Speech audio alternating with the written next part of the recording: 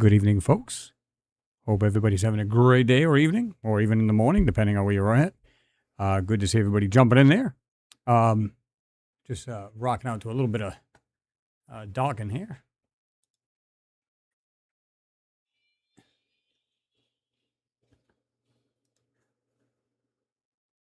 See here. Mm, mm, mm.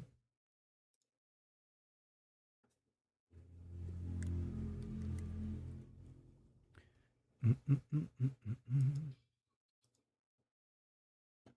Oh, that'll do it every time. Probably get a little bit of echo, but that'd be okay.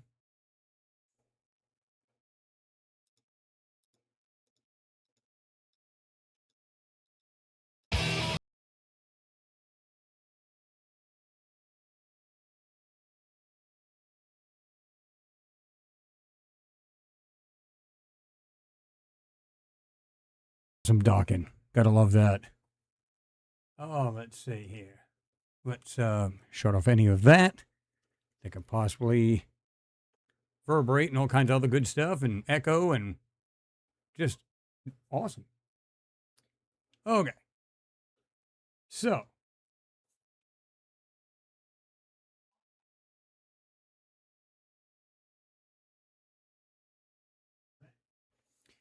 okay. Just making sure we get everything set here. Ricardo Petrazzi, good to see you in there, as always. Been a while. Renee, Renevo, if you want to pronounce it that way. Renee, what's going on? Hello, good to see you in there. Third eye open. I was going to say 3 eye. Third eye open. Says greetings, everyone. Let's see. Crystal, what's going on? Good to see you in there as well. Ricardo, I agree with you. I still think of Pluto as a planet as well. And I'm going to show you guys. Now, I've done a video on Pluto as far as their whiting out, and then some of these weird shapes that are on there just tell me that there were structures there. And we'll go through that as well. And if we got any questions, we want to just have Q&As kind of thing, we can do that. Just kick it around. Metalhead was good to see you in there again. Says, what's up, Chris?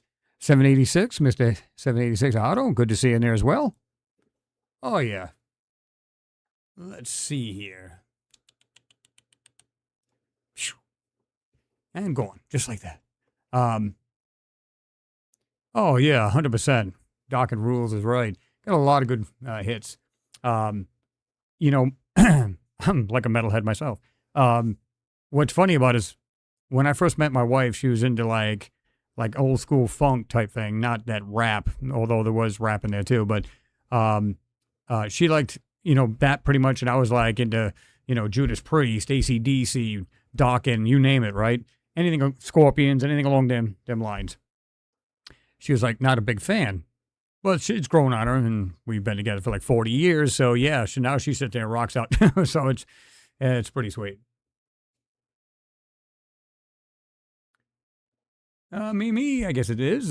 This time I'm here for you live from the start. Yes, you are. Good to have you aboard. Craig King saying, hi, Steve. Love your channel. I don't know who Steve is, but yeah, this is Chris. I wish the government would just tell us the truth about Mars and the moon. Absolutely, they should, and it would be nice. Maybe he says I'm a huge metalhead. Ain't nothing wrong with that. Yep, Ricardo. Yeah, I mean, there's a lot of, good ones, and I'm sure there's a bunch of them. Even if I don't know if you folks like Marillion, things, they had a lot. This is what's crazy about Marillion. If you remember Pink Floyd, how they just go from one song into the other, there was no breaks. Marillion was the same way. Misplaced Childhood, I believe, is the album, and this goes back to the 80s, of course. But yeah, really, really good stuff. And you got Vandenberg, you've got, which to me, that was underrated band. That actually had some pretty rocking stuff in it, too. So a lot of that stuff, yeah, I mean, give me more of that instead of the trash they got out today. Good Lord, please. Yeah. My wife is already a metal. That's why I married her. Sweet. But you can just grow on each other too. Like I can listen to all kinds of stuff. When I come home and I'm just chilling, got the recliner, I can listen classical. I can listen to, jazz. I can listen to stuff like that. You know, and just kind of just tune out and mellow out and just, oh yeah, just basically slip into a coma. So yeah. Jason Howard says metal is 10 out of a 10, brother. Oh, absolutely. You're familiar with him too, Ricardo Marillion. Lot of good music out there, and it's a shame that you don't hear any of that anymore. And if you can only take, like my kids, they grew up with a lot of the music because obviously I played it, and especially my son, he was into they have a Rock 105 here, where I came from up in Rhode Island, 94 HJY, WAAF, which was in Massachusetts, 107, of course. A lot of good stuff, and I listened to a lot of music that was basically alternative from one of the college channels, WJMF, and this goes back years ago. I think they're still online. In fact, I believe they really are. Really good stuff. Pretty sweet. Let's see. Okay, that's pretty sweet. Ricardo said I sometimes mix prog rock with prog house. Yeah, I can listen to house music, deep house. Yeah, it's just, but there's some music I'm sure you go, yeah, I can't tolerate. It's just, you just don't want to do that. Jerry Lahane, you said, hi, Chris, good day. Rest in peace, Dolly. Absolutely, man, that's crazy to me. I learned about that when I was in work, and one of my kids had told me that. I said, what? And I think she was 80 years old, born in 1947. So yeah, 80 years old. Crazy, man. That's crazy to me. When you stop and think about it, you go, well, she looked pretty healthy. I guess she was had heart condition or something like that. She was kind of battling. You guys can correct me if I'm wrong, but that's what I heard. But either way, it sucks. Steve Garnham, he said, hi, Chris and everyone. I love the Alan Parsons Project. Yeah, some of the music was a little slow for me. Don't get me wrong, I'm not into like speed metal. That'll just like, oh, anybody got Excedrin? But as far as like, Alan Parsons had some good music, but some of them were just like real chill. So in that aspect, I can get into that, because sometimes it's not always, rockin', but I guess as you get older, you kind of broaden your music a little bit. And there's just times for good rockin' stuff. Like if you're just cruising down the highway with your hair on fire, you want to listen to some good metal, and get some good rockin' stuff. If you're just chilling at home, if you're unwinding after a long day, yeah, you just want something a little bit more mellow, things like that. You can get into a little bit lighter, like 38 Special, Chain Lightning, good song, stuff like that. Ricardo, he said it's good to teach the kids good music. My brother has got his 9-year-old daughter into Oasis. Okay, yeah. Mark Anthony said, I wish we had more Pluto. Oh, yeah, I want to show you a photo. And like I said, I went over this before. And, again, it's all whited out, nothing there to see. But you just got to really work to bring any kind of lines and everything out of that area. And although it's hazy, you can still bring out some stuff, and we'll get into that. Oh, Craig, just think nothing of it, man. He said, Chris, sorry I called you Steve. What decade is your favorite music? 80s rock. Yeah, that's, like I said, basically 80s. I don't know. I think, for me, anyway, I'm not saying there's no good music from then on. In other words, 90s, 2000s. You had Creed, stuff like that. But Creed is like, their first album was probably the best.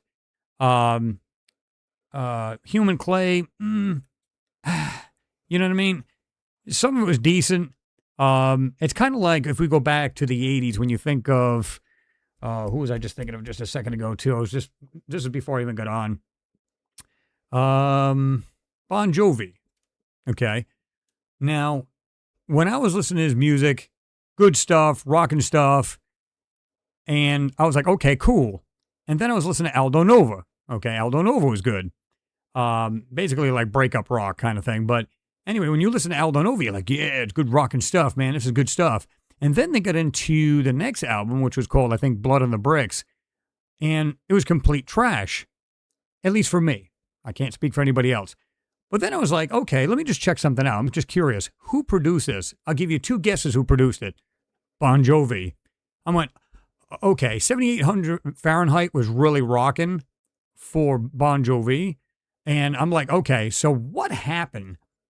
Why would you produce a piece of trash, for Aldo Nova? And I think I heard one song. I ended up listening to the whole thing. But I mean, as far as like, I think it was the second song on the album. I was like, it's okay. The rest of it, complete trash. So, and it's kind of like, a lot of these bands, when they start off like that, they do fantastic. And then they start to peter out. Now, you can listen to Scorpions, pretty decent. They can album after album. Just a lot of good music. And then, like I said, some of them, like I said, after the 90, it goes up from 1990 on, some decent stuff, and then it's just complete shit, as far as I'm concerned.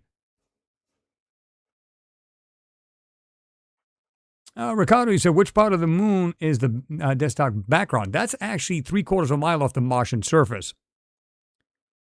The best photo you'll ever see of a civilization on Mars. That, if you get the photo, it's absolutely bizarre and cool at the same time. It's, like I said, I'll take it to the grave. It 100% proves that there was life on that planet, and still is, as far as I'm concerned.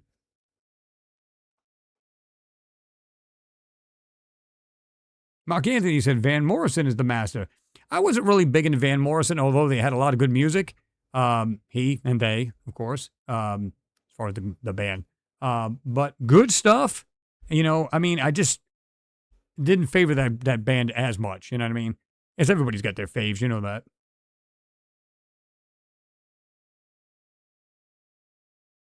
There you go, Derek. Yep. You said Pink Floyd, Dark Side of the Moon.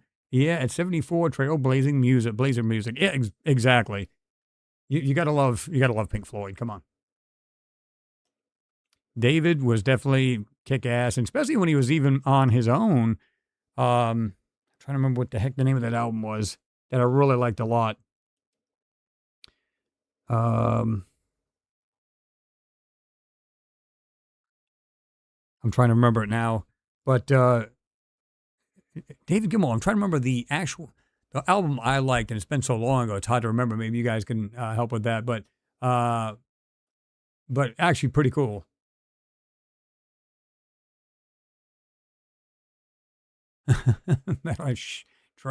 Trash is being polite. Well, you try.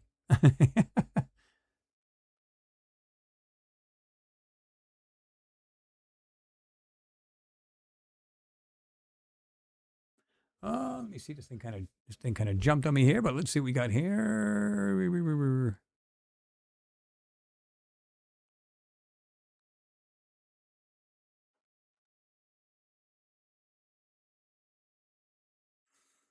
Jerry, you said Ghost wrote a ton of classic rock hits, 1987, including Wilburys. I think you're talking about the Traveling Wilburys, I think. Petty, Harrison, Orbison, which was also part of, Traveling Wilburys. Plant, Soul, Asylum. Again, okay. Metalhead, you said Alice in Chains. Yeah, that's not a bad, although we're talking, what is that, like early 2000s, maybe even late 90s. Let's see. Adam Mako, I think it is. Love the background. Oh yeah, this is a wild picture, and like I said, I've got other photos. And here's the thing: like what I said is, when you zoom into this and see all kinds of crazy things on this photo, you're just going, "Holy crap!" Yeah. Steve Garner, he said Joe did a video on this photo, on this picture. I don't remember him doing that. You're talking about Joe from Out Alien? Ricardo, you said, oh yeah, Venus has some very interesting features that resemble some of those on Mars. Common cause. Yeah, I believe so. Renee, you said Van Morrison, Brown Eyed Girl. Yes, one of the popular hits. Great for all. Good to have you in there as well. Said hello, everyone. Yeah, exactly, Metalhead. Yeah, it was early 90s. Okay. Oh, yeah. Ricardo, White Snake, Shirley. Yeah, 100%. Of course, everybody remembers when his wife was sprawled all over that Jaguar, which I think lasted, what, 1, 2 years maybe? And that was the end of that. Um, but yeah, they had like his and her Jaguars. Remember that video? Here I go again. I believe that was it. Oh, no, it wasn't either.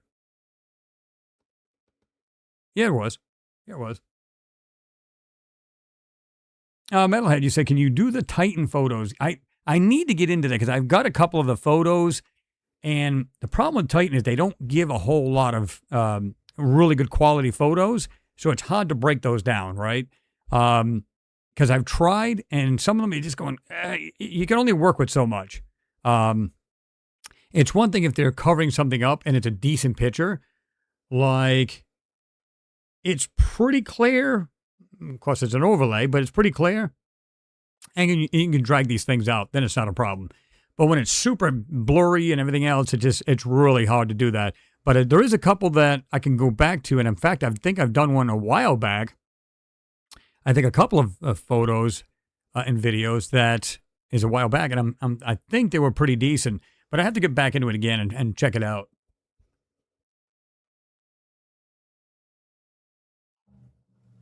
William Kennedy Jr., he said 1920s. I used to listen to Al Joseph as a kid.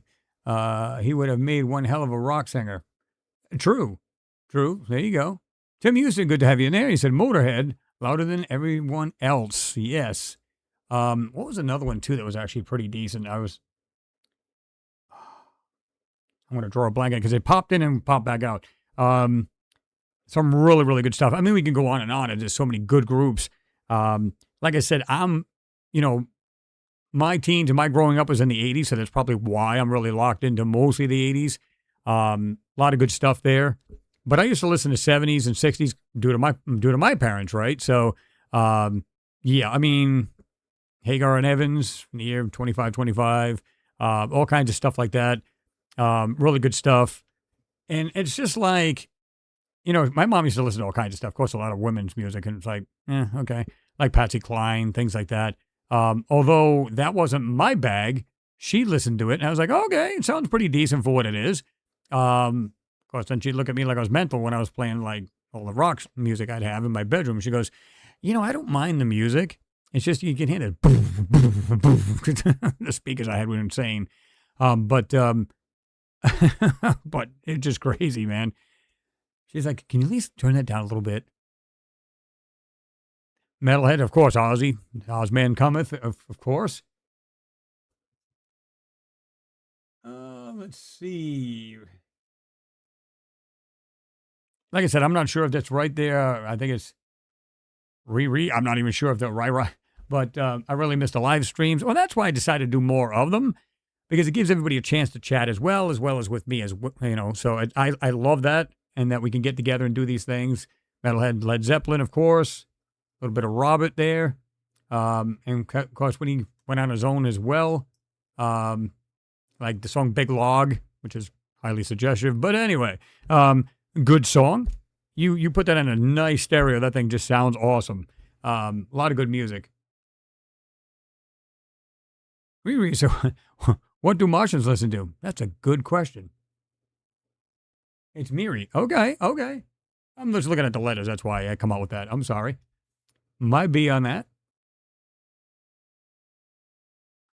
Rick Rocker, the original. What's going on, Rick? Good to have you in there. I had a lot of fun playing classic rock in the band. Gotta love it. Got to love it. Andrew Kiwi said, good morning, New Zealand in the chat. Good to have you in there, Andrew. Hope everything is well with you.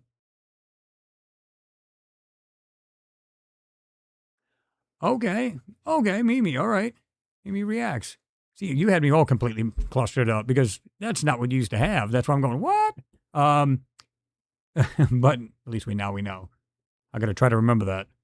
Because like I said, I'm trying to read exactly what it says, and I'm going, and because the screen's way over there, and you see me going like this, trying to look at the same time. So yeah, you get the idea.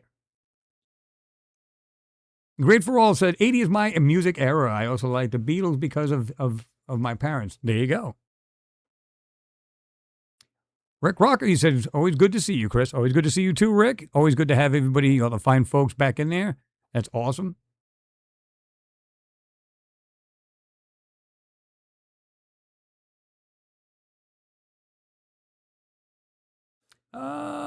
Celtic Rita, what's happening? I also listen to Enya for book reading. There you go. Something real pleasant in the background. Yep.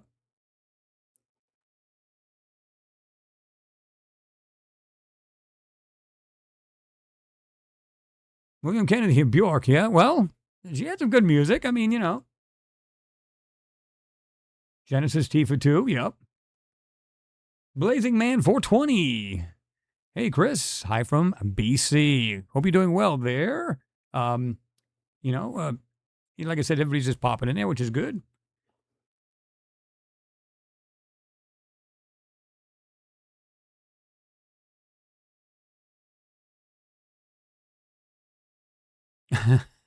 Maybe I like that. Marshall's listening to good old Pareidolia Swamp Rock or Swing Rock. We can call it whatever we want. Renee said, hello. Bjork is a storyteller. Yep. Frank Centurion, I'm sorry. What's going on? Good to have you in there as well. Been a long time. Good to have you in there.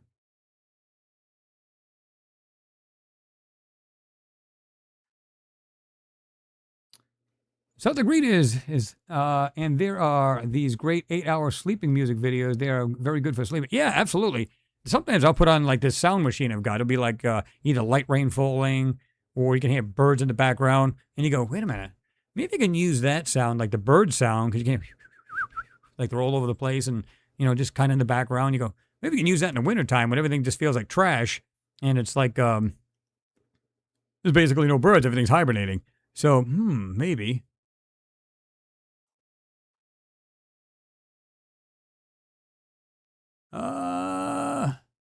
Maybe you said I listened to the Fowls. I'm not sure who that is. Ken 743 he said Mars reminds us of the that even the distant and unknown can become a destination where we dare to dream beyond the stars. Yeah, who said that? Is that a quote? I think it is a quote, but I'm just trying to figure out who said that. Let me see. Alpha and delta waves. Yes, I'll take. Yep, absolutely. And the thing is, it's like that's what you need. You need something to just like chill. What does it say? Like a last half hour to an hour, listen to something super mellow before you go to bed, or during. You know what I mean? Pretty sweet.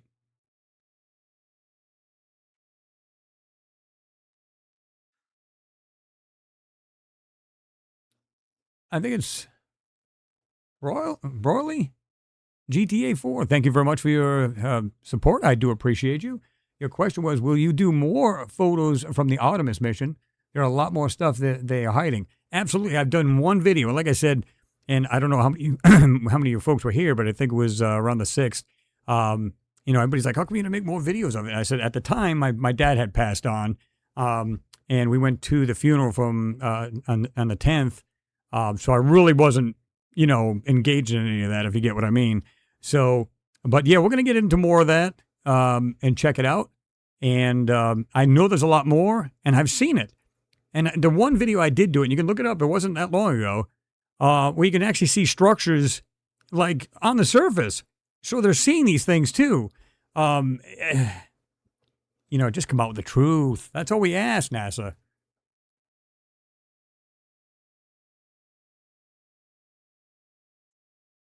Again, Broly, I think it is. Correct me if I'm wrong. I do appreciate your support. Thank you, sir. Let's see.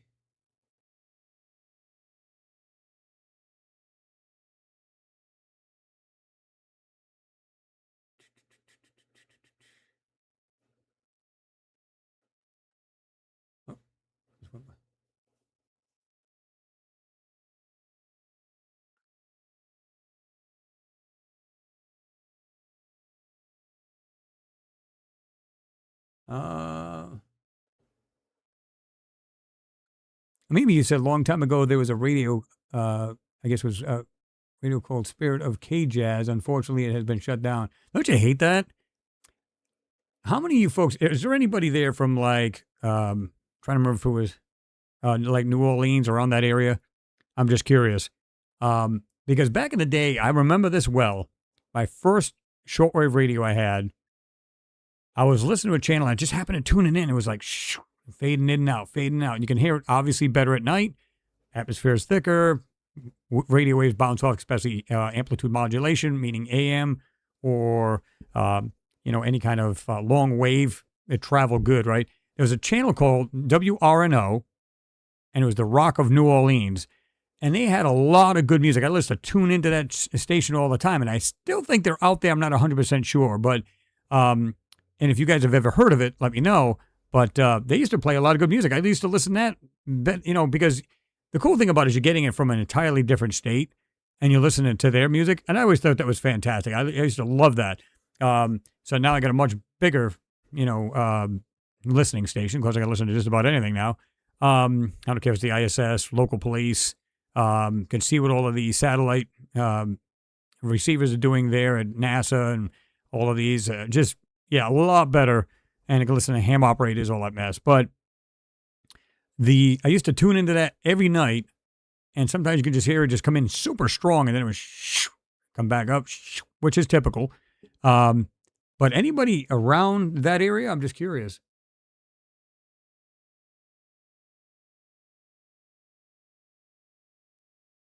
William Kennedy said, historical songs, Light My Fire, Susie Q. Oh, yeah, there you go. Oh, Susie Q, baby, where I... let me see.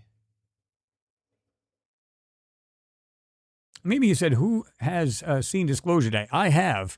And we were actually talking about that. You heard me say it on the I think it was the last one we had done, podcast. And the wild thing about it is, like I said, it literally says in the beginning, they're telling the truth within the law, somewhere along them lines. I'm saying, within the law? What the hell does that even mean? So again, they're still being gagged as far as how much they can actually say. So what's the point of these guys coming forward? Like Elizondo, all these people, Roush, whatever the frick his name is, all of these people coming forward. What is the point?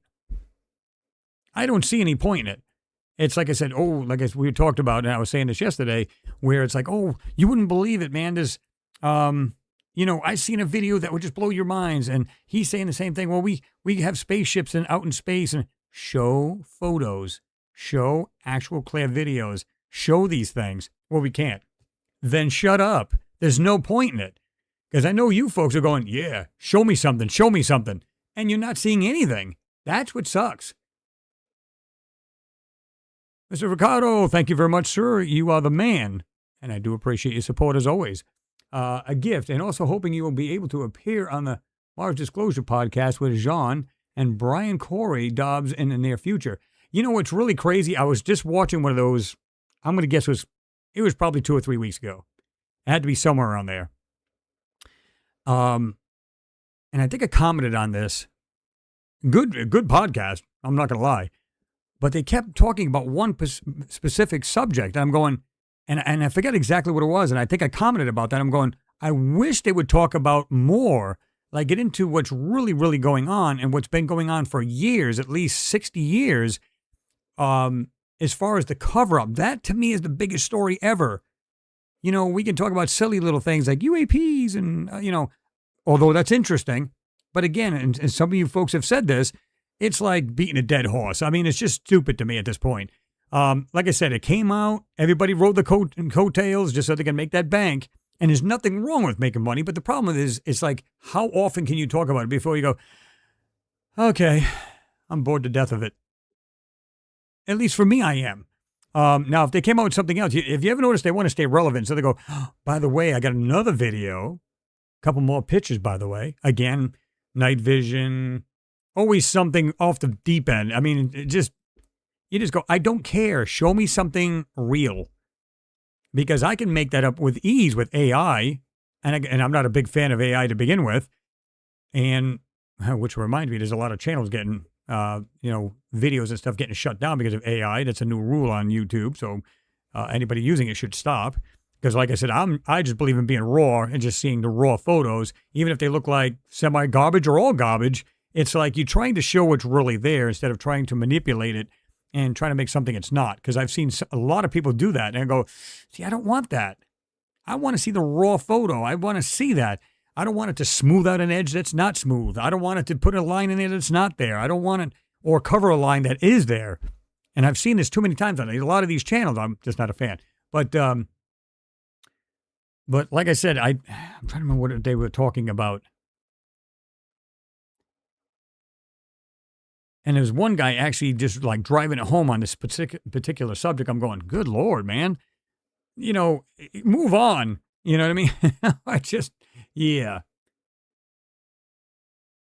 Tim Houston, you said, I remember Radio Werewolf. Ha ha. Yeah, I remember that too, vaguely. William Johnson, you said, I remember all of those music stations back in the 70s. What was the deal? Yeah, back in the day, man, a lot of people, broadcasted, shortwave. They, I love that. I had an old Philco radio and, to have that true to, life sound. And I just loved the sound of it all back in the day. You know what I mean? It was just cool. I can't rip this wire off. But yeah, I mean, it's just like the old, tube sound and everything else. That was pretty interesting. That was pretty cool to me. And it's still cool to me. Yeah, Mimi, you got to see it. I mean, it's good. It's a good show. It's like a documentary / whatever. And it's really, really good. You got Bob Lazar, Elizondo, I think Roche, whatever his name is. But again, it's all, we have this. From the higher-ups, I heard about this. I've done this. I've seen this. I'm going, again, it's just a way for all of these people to get paid. And if you ever notice, they'll come out with, like I said, just another photo. And it's just to keep them relevant. That's all it is. And it's not showing you anything. You can mix it and flip it and everything else like a salad, but it's still the same thing. Nothing's changed.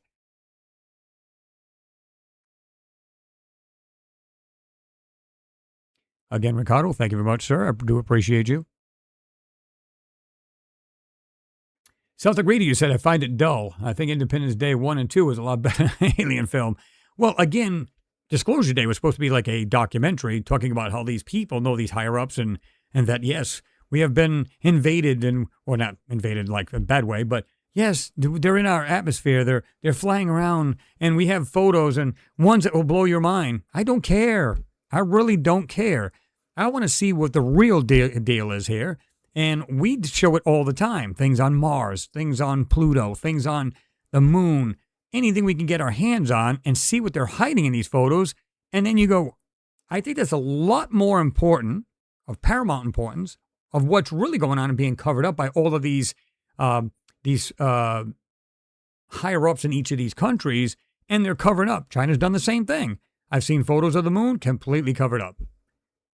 Complete trash. And you folks have seen it too. And when you look at it, you go, why are they so trashy with the technology we have today? It looks like they took, they put a camera through a potato and took a picture. It looks horrible. Absolutely. And then when you zoom in or you break it down and get into the raw parts of the photo, you can see nothing but blur everywhere. It's complete, it's redacted information to the max. I mean, there's just no other way around that.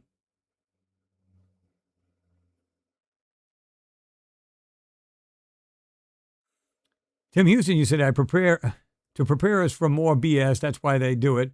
And to control the narrative, pretty much. Again, get into the real meat on the bone and let's talk about what's really going on. And I don't know if just everybody's afraid to talk about it. What is this? What's his name too? The other governor, Tim Burchett, I think his name is. He was on there one time and he's talking about aliens and everything else. I said, if you ever want to know the real truth, get a hold of me. Of course, you're not going to hear a word about that because they might think, oh, it's one of these guys that, it's just, I'm sure they get a lot of people talking about it all the time. And they're just going, yeah, we don't want to pay no mind to that. Yeah, of course not. Because you just want to spew out what you want to spew out and not get to the real meat of the bones. You know what I mean? Great for all. You said I recorded a lot of orbs above Lake Ontario, or should I say Lake America? Good one. And yes, there's a lot of people are recording, and some of them are like super small, and then some of them are really large, right? Third eye open, he said, I agree, Chris. They need to get to the cover up. Exactly. I just don't understand, and I'm dumbfounded how they keep doing this.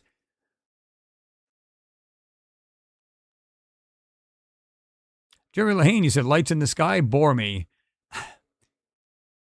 I remember years ago, and anybody can do this even now, going to a nice dark field, you don't have too much light pollution from the city or whatever, just lay in the hood of your car and just look up. Crazy things flying around. However, I was doing this in the 80s. There's a lot more things out there now. So how do you define which one is a normal satellite, unless, of course, I'm going polar, from polar to polar, orbit, or just synchronized around the equator, equatorial region? How do you determine which one it is? Now, you can get actual apps that'll show you which ones are passing over your head and stuff like that, which is a good thing. And, of course, you can also get the ISS. And you can see exactly when it's going to be passing over your head, and you can go out there, as long as it's clear, you can see this thing. I've seen it many times. You can see it. It's just trucking right across the sky. You're talking 17,500 miles an hour, so it's moving. It's pretty wild. Less than average Joe. Yeah, we were talking about Dolly not long ago, and it is a shame. It really is. Like I said, I think she was having heart issues for a while, and I guess that's what killed her. And it's sad to say, she was an amazing woman.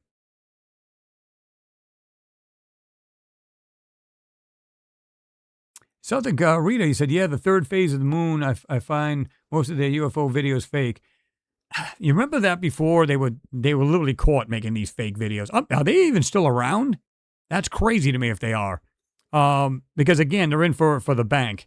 And again, if that's what you want to do, to me, if you're just going to spread disinformation, don't even bother. I don't see the logic in it. But, they're going, I don't care. As long as, like they say, there's an ass for every pair of pants. If people are gullible, I'll just go ahead and throw it at them. Fine, if that's what you want to do. But then when you finally get caught, then it's on you. And then they said, oh, yeah, and then they came back and they were trying to make real stuff. And if you notice, now they went to more podcasts and they did just videos. At least that's what they were doing back then. I don't know if they're still doing that. But to me, I'm going, don't do that. Plain and simple, don't do that. Tim Houston, you said the ever dangling carrot of disclosure. You got that right.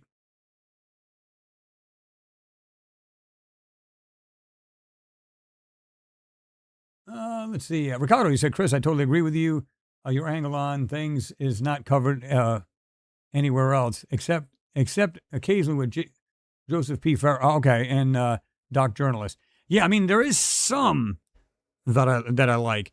It's kind of like Joe Rogan. Love Joe Rogan. Good guy. But again, it's like, you're talking about with that other guy, Bart Sabrell, whatever his name is, this disinformation agent about, we never went to the moon. Bunch of crap. It's like, get to the meat of the bone. Get real people on there. And let's talk about what's really going on. And here's the thing. He's an influencer. Good, bad, right, wrong, doesn't matter. And don't get me wrong, he's there to get guests on there and then share their views. But you want to get on there, how many people you ever seen go on there that actually talk about what we talk about on this channel, what's really going on, and the government. Imagine you get on there, and I don't care who it is, they get on there and they talk about this. Next thing you know, they're going to go, I just watched the Joe Rogan show or anybody else's podcast, don't matter.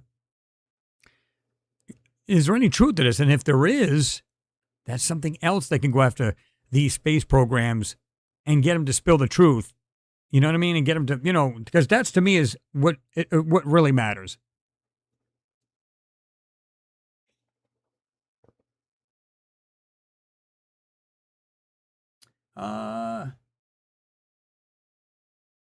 William Kennedy Jr. said, we as kids met Jim and Robbie of the Doors, late 1966. Oh, that's pretty sweet.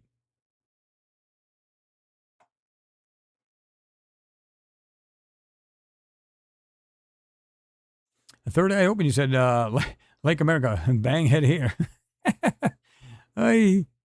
Yeah, Tim Houston. Yeah, he said Dolly passed. Oh, yeah, exactly. And I don't think everybody knew that, which was crazy, but because it's been on the news,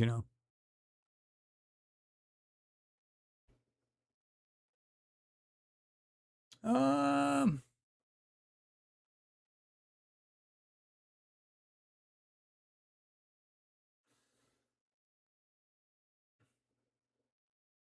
Ricardo, you said, I never trusted Elizondo. Rush has said some interesting stuff, but I think he's too timid. Yeah, but here's the thing. You know, if I'm not mistaken, correct me if I'm wrong, was he not? I'm talking about the one that was on the band, what was it, Blink 182, was it? I don't believe him. Now, don't get me wrong. Can you have your opinions about things? Suddenly he's like, from a band to like super into the know. I just find that weird. And I'm not saying it's not possible. I just find it a little weird. I don't know if anybody else does, but that's just kind of weird to me. You can still have, it's like yourself. You can have a profession and still do what we do. Like I work, you work. It's not working at NASA, but you work your job, you do whatever you got to do, and then you got your side thing that you like to do. Whether it's you're doing what I do, whatever it is, totally separate, right? And it's okay to do that, but a lot of these guys, I just don't trust them. Again, it's, oh, you should see. Oh, I know. I'm in the know. That means crap to me. I could give a rat's tail.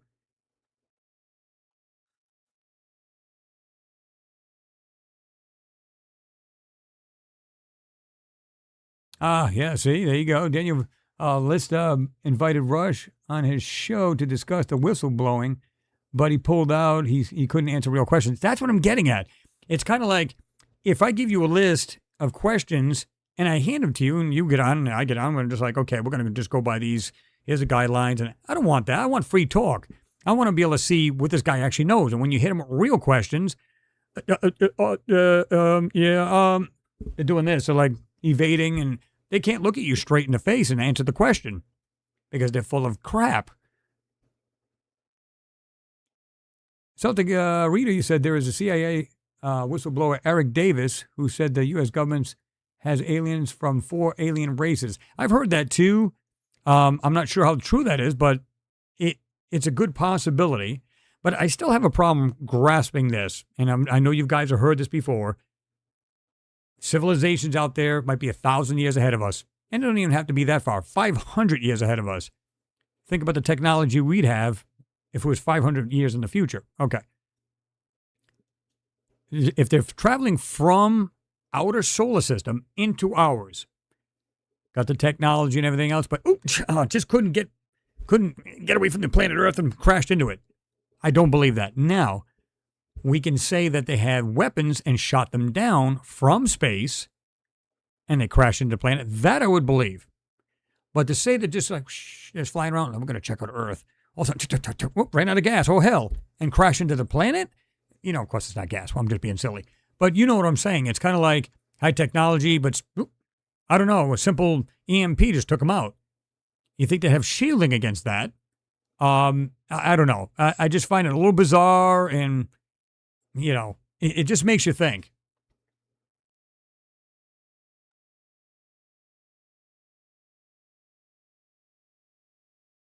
Anchor point, you said, when the wise point at the moon, the idiot look at the finger.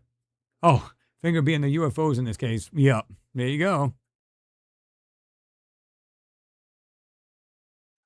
Less than average Joe says, why hide it? They're worried about panic. That's it. I think it goes deeper than that. And again, I said, like for NASA, the DOJ, or the DOD rather, the DOD, you know, Department of Defense, think the very higher ups are pulling the strings because there's only so much they can say. Like, here's a perfect example. Congress, you know, NASA and these other, space agencies to get it from their country. Like their where they get their money from, like ours is Congress. Well, we're going to give you X amount of dollars, but you better show something for it. So again, real photos. If you put it in forensics, it's an actual photo, but it's covered with lies, manipulation. It's just basically just information redacted. So they're showing it. They're not lying to the people. They are showing the actual photos, raw photos. A raw photo to me is Instamatic. Here you go. That's a raw photo to me. But if you take it, okay, I'm going to doctor this up. I'm going to filter it. That's not raw. I don't care how you slice it, dice it. It's not raw. So for me, I want to see the real thing. So this is the reason why I do what I do, to try to pull out what I can from a photo that's been manipulated And there's not too many people doing this. Now, they'll show things on the surface and some wild things, too, to boot. But there's a lot of them that they're missing the stuff that's really in these photos. And that's why I'm saying I don't know why more people don't, delve deeper into these.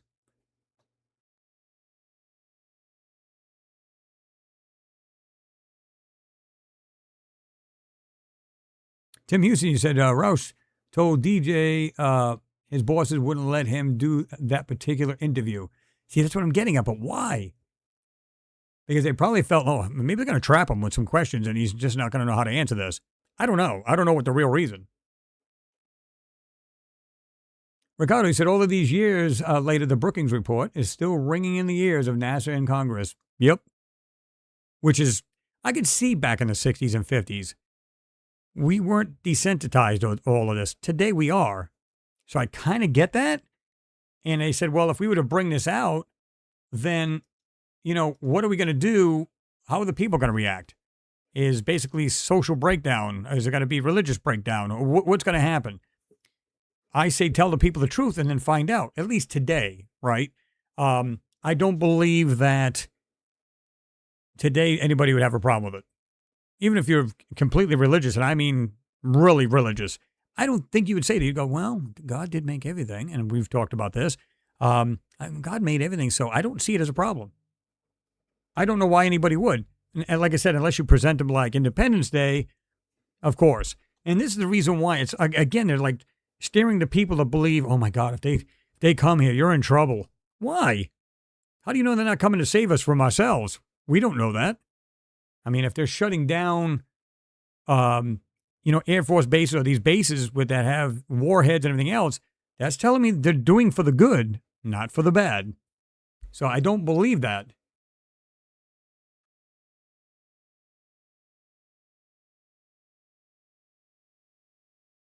Okay, Jared. Okay, Jared Fisher said, Chris, I've been a fan for many years. I remember your first live hangout, man.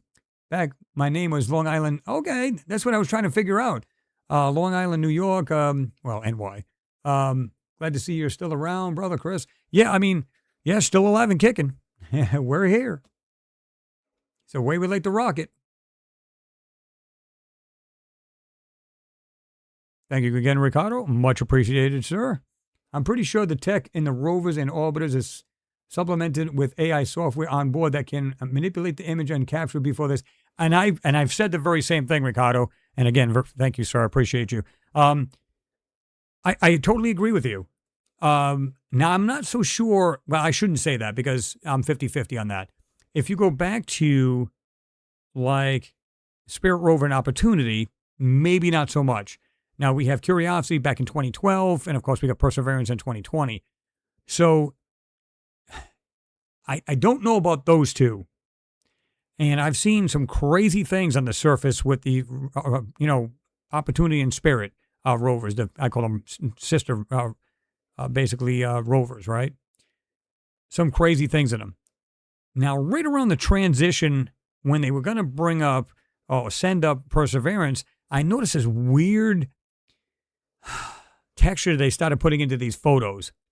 It didn't even look like natural ground. So I knew they were making this weird transition, and I don't know why it was, because it doesn't look like it's that trashy in the Perseverance one. So I don't know what was going on. It's almost like they were practicing with something to try to say, well, now that Perseverance is there, we need to hide whatever we can here. So let's try to adjust the AI, or and I believe you're right. I think it just comes into it and it automatically has this. I'm gonna say, what was the word I'd like to use? It's basically programmed anyway, but it's if it sees something of squares, circles next to each other, any of that sort, automatically put something over it, put an overlay, send it back, and they have a way on a computer that they can decode that, rip the layer back off, and they can see the real photo. So in case anybody's actually intercepting these photos from another country and decode that, they can see what's really there. So I believe what you're saying, and I've said this before, where they're encoding it with this overlay, sent back here, we decode it, we can see the actual photo and rip the other layer right off. But on the other side, I took it and making like a copy of that, putting it through the CGI department, and then giving it to the public, which is basically trash, until we try to rip it apart. So I believe 100%. Yeah, that is correct.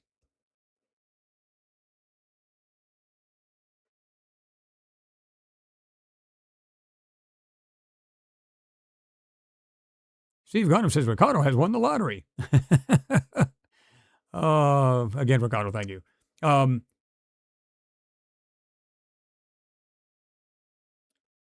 Okay, Tim, I see what you're saying.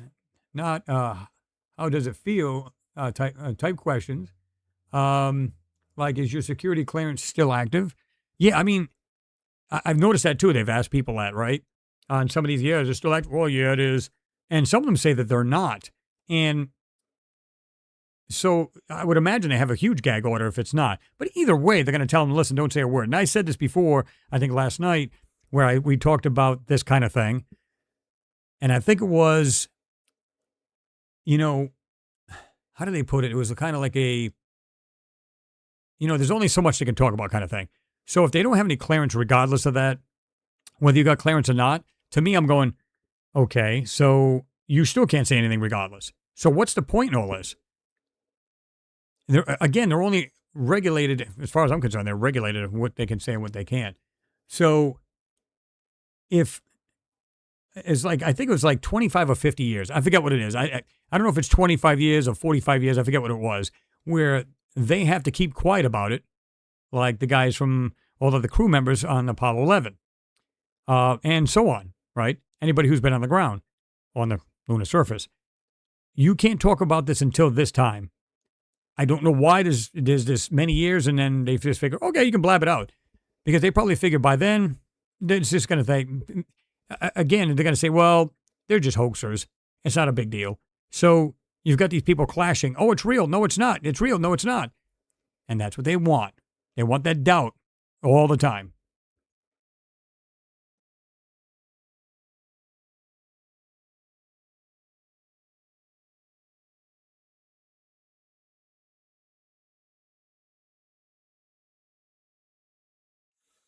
William Kennedy, I think you were saying we was all on the moon, then it stopped. I think you were saying is my question. So if that is, I'll still answer it regardless. They claim that we just ran out of funds. I don't believe that. If you were them and you've seen these things on the moon, collected things off the moon, whether parts, fragments, whatever it may be, you're not going to leave it to another country to go up there. It's not going to happen. You're going to pull money out of your rear end so you can keep going. Build a base there, right smack dab in, let's call it a lunar city, so you can wander around there and keep going back to it, checking out this stuff, sending the information back to Earth, right? Depending on what country you're in. So to me, I don't think they ever stopped going. I think they continued. If they seen that there, they're not just going to go up there for a few trips and go, oh, okay, we're good. Let somebody else have at it. They're not going to do that.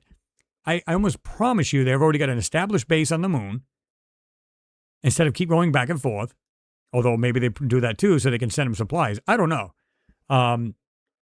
But to me, it just seems like they would do that so they can have day in and day out, go out there and inspect other things, the technology, try to get it to work, so on and so forth. All this kind of crazy stuff. We don't know. Purely speculative, like I said. But that doesn't mean it's not true. And if that was true, that they seen all of these things, look like desolate spacecraft, ruined structures or not ruined structures. A lot of them don't even look ruined. You're going to go up there and you're going to continue to go up there or at least make a base. So even if you don't want to keep going back and forth, we're going to get caught. Just make a base up there and, figure a way to, get energy, which they can. What is that? Helium-3. They can make energy up there. They have, and even back then during the Apollo missions, they had nuclear small power plants. And you can see them on the surface sometimes. They look like a battery with fins on it. Like if you were to turn it side or lengthways, you would see like these fins on it. It's the same thing that's on the Curiosity rover. If you look at the back of it, it's got its power plant.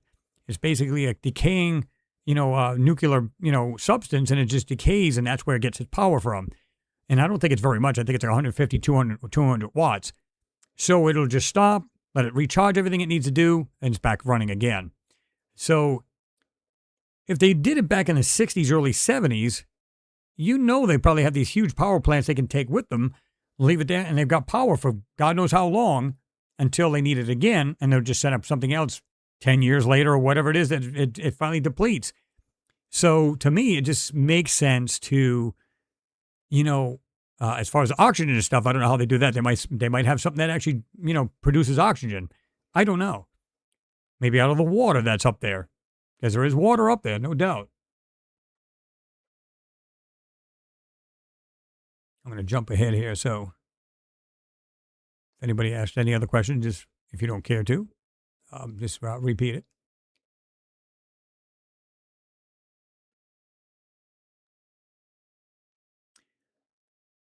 Tim Houston said Richard Hoagland called the opposing cliques in NASA owls and roosters. I wonder whatever happened to him. I think he stopped doing his live feeds. I don't know how he is, if he's even still alive. I haven't heard anything from him.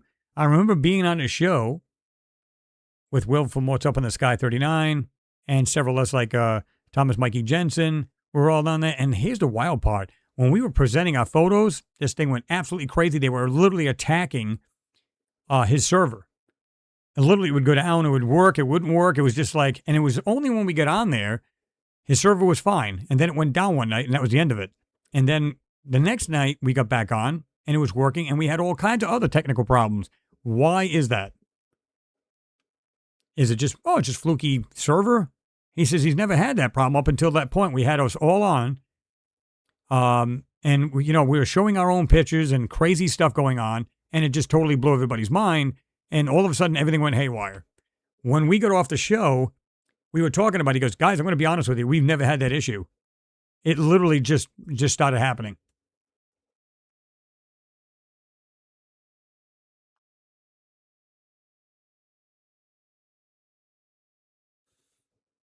Steve Garnham, I agree with you. He said, nice to see some of the old regulars on the chat. No one's heard yet, though. Yeah, I haven't seen her either. Wonder how she's doing.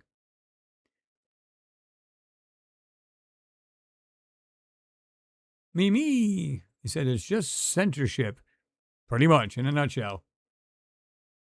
Ricardo, he said clearance levels just indicate how and to what level you are read in the real situation.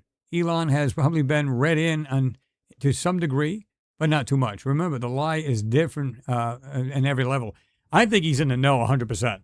100%. Because he's now subcontracted through NASA and maybe some other space agencies. So he's probably like, I'll be willing to help you guys if you just let me know what's going on. And why would they not? For a guy that says, yeah, I want to die on Mars, you go, but there's nothing on Mars. So yes, you're going to die there. Unless he's privy to what's really on there. And he's like, I want to get there. I want to go there. And maybe he has his choice of a structure, something he can live in. Who the heck knows? Again, I'm just pulling this out of my rear end. But how do we know? This guy's a multi-billionaire, can do whatever he wants, pay handsomely. He goes there and lives there for the rest of his life, and he's good to go. Still can be able to communicate back and forth. I've already been talking about, this is years ago, about laser communication. So quick, communications, not just radio waves, but light. And of course, you can put a lot more information into light as opposed to just a regular radio signal, unless you're doing like different bands, like upper and lower side bands and different information. Anyway, it gets really into it. But regardless of that, I wouldn't want to go to any planet if I know I'm going to die on it, unless there's something on there that's going to permit me to live longer or throughout the rest of my life, right?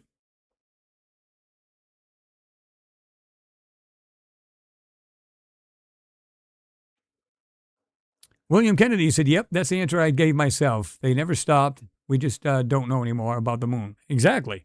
So the only thing you and I can do is to look at these photos and see what's on there. And I think that's great, because here's the thing. You don't know what you're going to find in these photos. It's just absolutely, crazy. It's like Cracker Jacks. Oh, what's it going to be today? You just don't know. And like I said, I've said this before. There's a lot of photos I see and I go, there's just so much in this, as far as like, there's things in there, but you can't drag them out. In other words, they heavily manipulated these photos. And then some of them, they're crystal clear. You know why? There's nothing in there to see. It might be just a simple outcropping and it's crystal clear. Why is that? So, when you see that, you're going, okay, how is it crystal clear there, but everything else looks like trash. It's black and white, and it's really got no focus. And they're not supposed to be like that.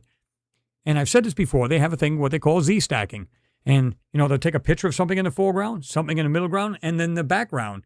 And what they do is they'll focus it, get it perfect. Same thing with the middle, and same thing with, and then they combine all of them, so you get a crystal clear picture through the whole picture, background, foreground, and so on and so forth. But that's not always the case. Why is that? So yes, they may be seeing these 4K or 8K quality photos, but again, what we get is watered down. It's trash.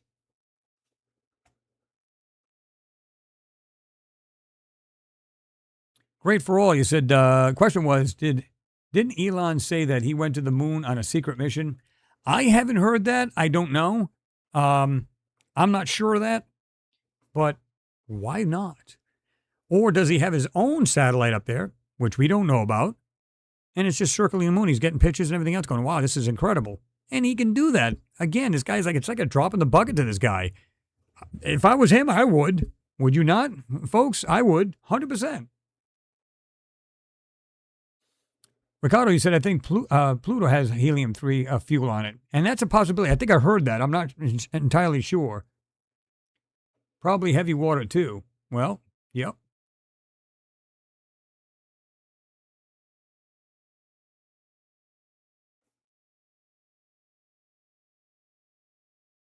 And Jason Motorhead McVee, what's going on, McVeigh, depending on how you want to pronounce it. Good to see you in there.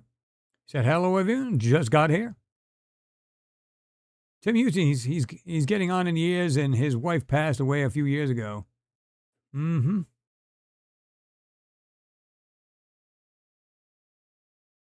Oh, that's the first time I'm hearing about that, Steve. He said Joe Art Alien has been on a well, too. Really? What's going on with him? Hate to hear that.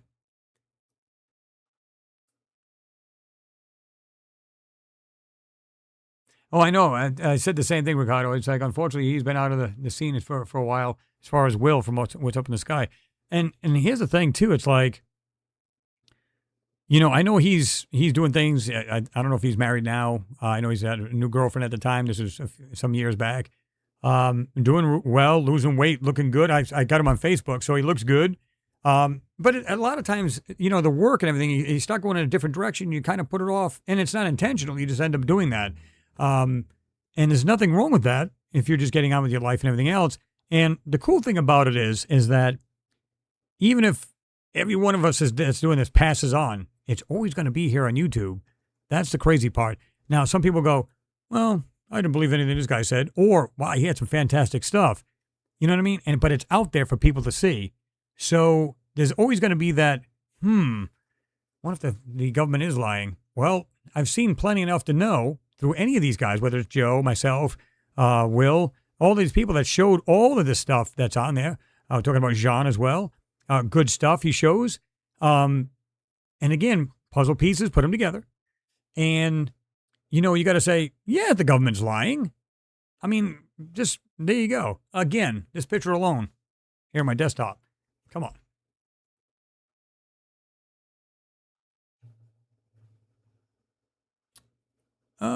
Let's see. Doflamingo. He said, which anomaly have you changed your mind about since you started, and what changed it? Which anomaly? I really can't think of any. Because I try to be thorough in these, like when I try to, pull these photos apart. I try to be as thorough as I can, so whatever I see, I see. And I really haven't really changed my mind about any of it. I don't know. Oh, my cat wants to get up here. Want to come up? Come on. Come on. I don't know if you'll see her in here, but come on. But, yeah, she was a kitten when she was, want to get up there? She was a kitten when I first got her, and, everybody was like, oh, yeah, I've seen her for the first time. Let me see if I can pick her up real quick. Isn't she cutie? Okay. She likes getting in my lap here. But, Tim Husey said his briefings on Mars and Cydonia were really important. Absolutely. And I still think Cydonia, the original one, that was 100%. The other piece of trash they showed us, no. Like the Viking mission, when it first took pictures of that, I believe that's wholeheartedly, that's real deal.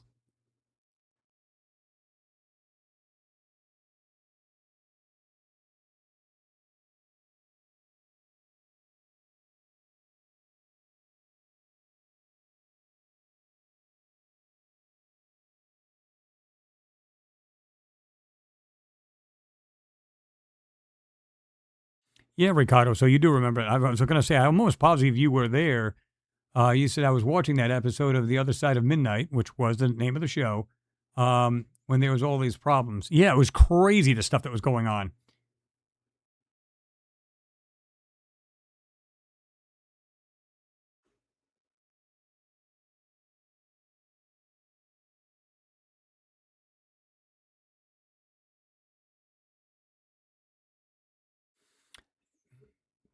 Ricardo, you talking about, you said you were talking to Mimi. He said, I know, totally stupid too. I miss her in the chat. You talking about Miss Heard? Let me see here.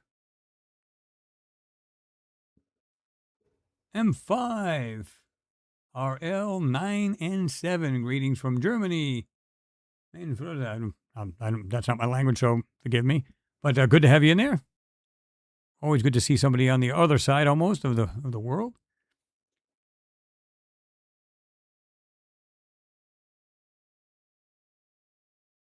Flamingo, have you and Bruce made peace since 2019, or is it still where it stands? Well, unfortunately, he's passed on. And like I said, I've it kind of blew my mind when I was like, what's going on here? What kind of shenanigans is this? And no, it was the real deal. And like I said, it just brought heaviness to my chest. Because like I said before, we know we had a falling out here on this channel with him. And the crazy part is I had him on a podcast where everybody had a great time. Then he just accused me of trying to steal his work and everything else. I just said, okay, we can't do that. We're not going for that crap. And it was a battle back and forth, and it just went on. I just said, leave it alone, be done with it. But again, we're talking about a guy that's 48, 49 years old. At the end of the day, he's a human being.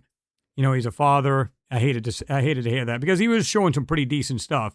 Although the only thing I said about as far as like that kind of work is like nobody can actually confirm what he's showing. Now, I'm not saying he showed garbage because he showed some pretty wild stuff too. So when I heard about this, I was like, there's no way. But then I saw his brother. He was upset and talking about it and everything else. I said, that just blew my mind. Yep, Ricardo, yep. This is one of his favorite lines, and it's absolutely true. I should start using that line too. You see what you see, and I see what I see. Will Ferrar, 100%.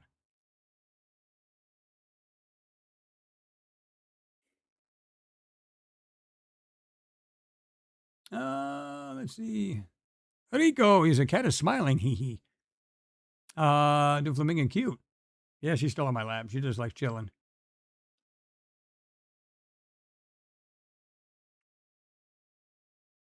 Ricardo said, we love the cat. Yeah. Cat knows all about Cydonia. Yeah. Flamingo said, your question is, are you ever scared that making videos about the anomalies on the moon will attract people from the government in silence and threaten you or your family? I'll tell you why I'm not. Because like they built up this thing over the years where, again, people battle back and forth. So what are they going to say? Oh, well, if it was faked on the moon, then chances are Mars is fake. And people will go back and forth, back and forth. These guys, we'll just call them tinfoil hatters, and that'll be the end of it. And that's the way they look at it. Some people have sent photos. I was told they sent photos of things I've discovered, and it's just pareidolia. Right, right. I don't worry about it because it's basically like, well, pretty much like I said. I mean, they just think of it as like, just let them go. Because a lot of people out there saying this is going, so there's got to be doubting people anyway about if this is even real. So for these people to come out, they're saying, just let them go. What's the point? You know what I mean? I don't think, unless you come out with something really bizarre or right smack dab, like something you got a photo from a base and it's actual true or video, yeah, they're going to come after you then.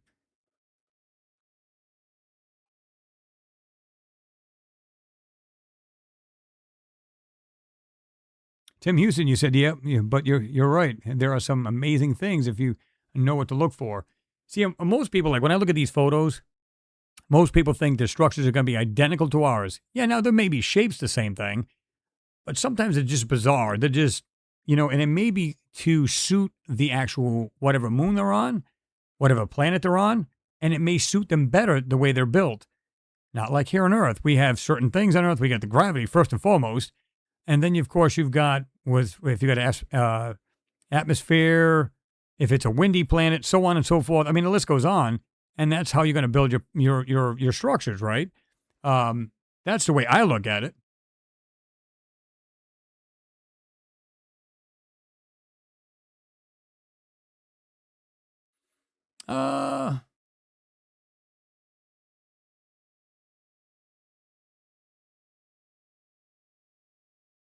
Uh, Tony Graydon, good comment. You said removing Pluto from the list of solar system planets is probably a big tell and would dispense with the planet X10. True, and they still say there's something very large out there that's influencing the planets on our outer planets. And like I think it was Ricardo, you said I still believe in Pluto being a planet, and I do too. They say no, it's a planetoid. Whatever, you know what I mean? It's a planet. Well, it doesn't really, it's like, okay. So is it just a planetoid? Is it a moon? But it's that weirdness in between yeah, it's a planet.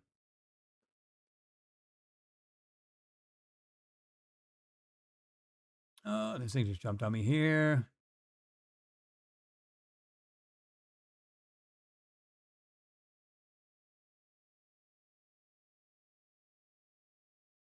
Missing Josh, the listener, I guess his name is, but I did try and let him know we were live. Oh, okay. I told everybody we would be live, and I tried to get on. I think it was like 20 minutes to almost 25 minutes earlier, because I know a lot of you folks are in the UK. You got to get up the next day, so I get it. I understand.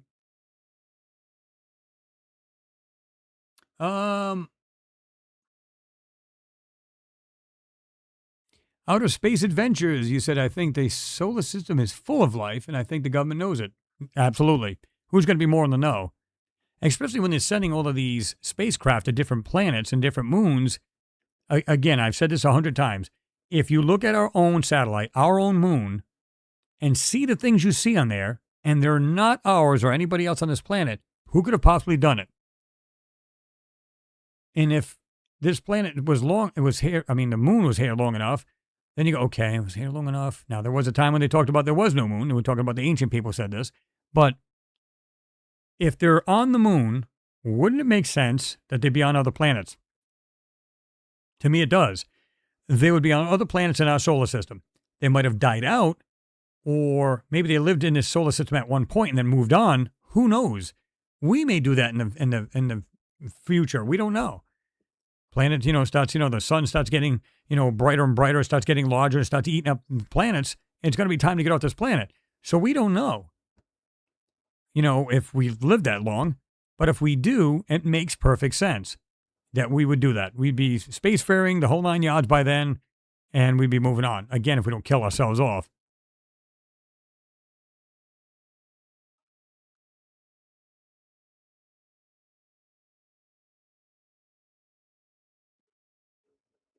Third eye open. I like that. Former members MIA. Welcome to all new followers.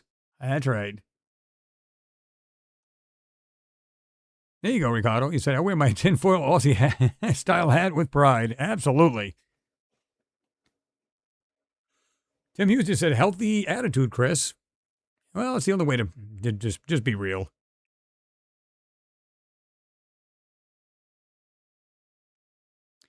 Duflamingo, he said, Congress holds UAP hearings, whistleblowers testify, AARO publishes, and nobody mentions the moon once. Why the total silence on that side? Exactly. Again, what is the biggest subject being talked about at any given time? Let's just run with it.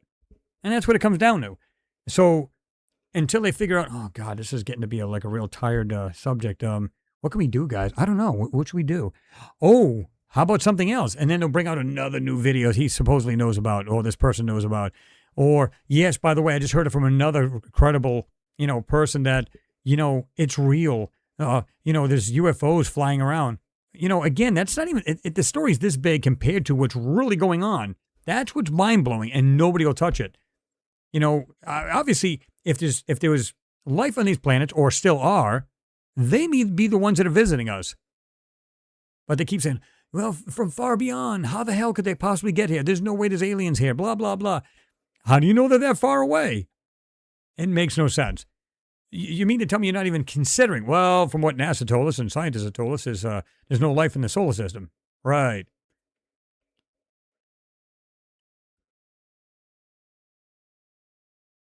Thomas Stone, what's happening? And what's happening? He said, just jumping in. Great for all. You said there are artificial structures in the rings of Saturn. Yes. What was his name? Burgeon, who talked about that, the ring makers of Saturn. And when I first seen that, I was going, what?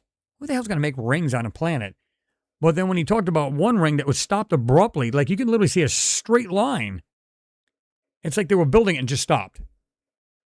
And I went, there's no way.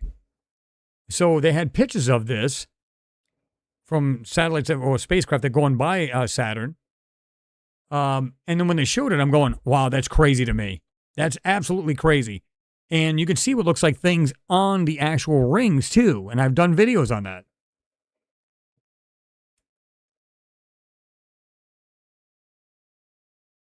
You don't know me, Mom. Good to see you in there. Always good to see you. You said, do you have pictures of Saturn when the probe went through the rings? I don't have pictures, no. I have seen them. I don't have them, though. But yeah, there's some crazy things. The ones I've seen were from a distance, and you can see what looks like structures standing up on these rings, which make no sense at all. But is it possible it's like spacecraft and they just kind of look that way and they're just orbiting around the planet in the rings for maybe camouflage? We don't know, right?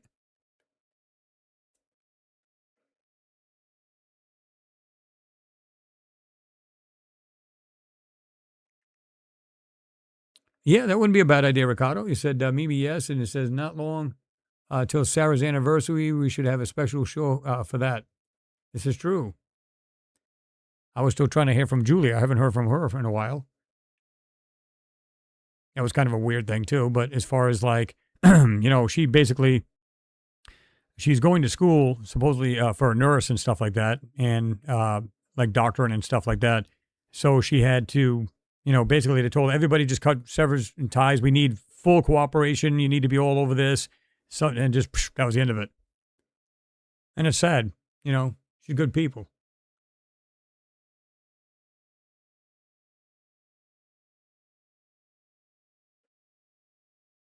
Yeah, I mean, so you were just saying it too. Maybe you said it's sad Sarah and her friend aren't with us anymore. See, now, this is what was weird.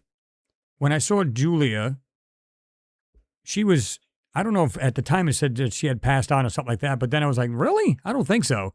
So then when I texted her again or emailed her, she did get back to me. So she's alive and well. It's Sarah that passed on. I'm going, okay, you have me confused here. And we were talking back and forth, and she was fine.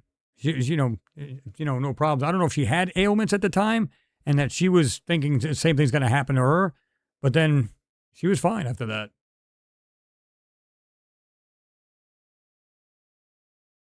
Great for all. You said, I think Carl Sagan knew that there was a civilization on Mars in the past, but kept his mouth shut. Yeah, listen, all these guys, Neil deGrasse Tyson, all of these people know this. They're not idiots by any stretch. But for some reason, they probably just said, well, we'll just keep it. I know I'm in the know and I feel good about it, so I'll take it to the grave. And the thing is, it's like, how many times you heard him say, yeah, there's no life, stuff like that. Come on. Even Elon, which I'm really surprised, but again, he may be just like, it was an agreement. It was an agreement with NASA or whoever else not to say anything, so I'm just going to keep it under the cuff. And that's what he's done. And I would do the same thing if they said, if we could show you a photo right now, an actual photo of one of the moon and Mars, would you stop making these videos? Oh, God. How do I go about doing that? Because that'll kill me. Kind of like what happened to the guys in Apollo 11. Don't say a word. I'd be like, can I at least say I know that there is from a good source? But you can't, obviously they wouldn't give me the photos, so I wouldn't be able to do anything with them. But I can say, yeah, I mean, it's true. Oh, where did this go here?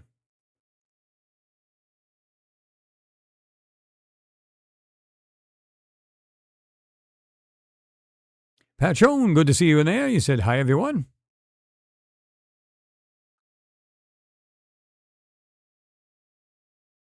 Steve Garnham, absolutely. You are spot on. Our oceans are a great place to hide. We don't even know all that with the Marianas Trench. We've got, different parts of the world that are deep, deep that we've been able to get to.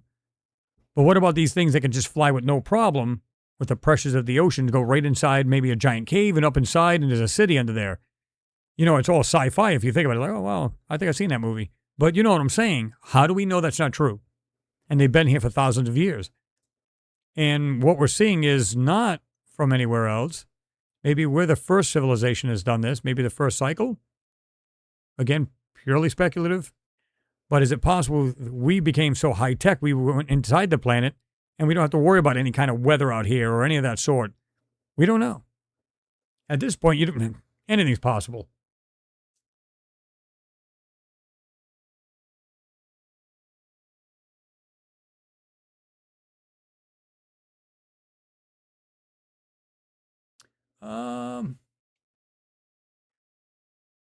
Trying to get everybody's here.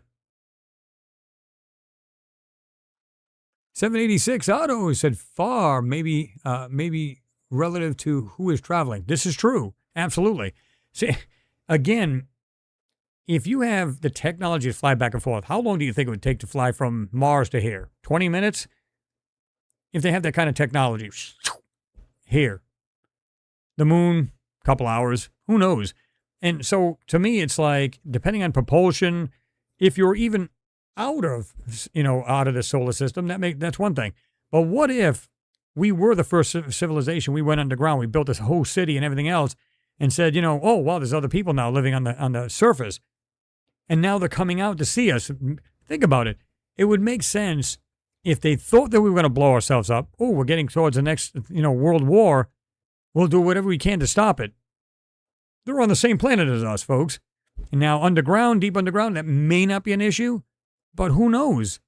They go, we got to live on this planet too, whether we're underground or not. Now, again, pure speculation, but is it a possibility? Yeah, I think you used to talk to her too, Ricardo, didn't you not? He said, yeah, Julie was living in France past 4 years.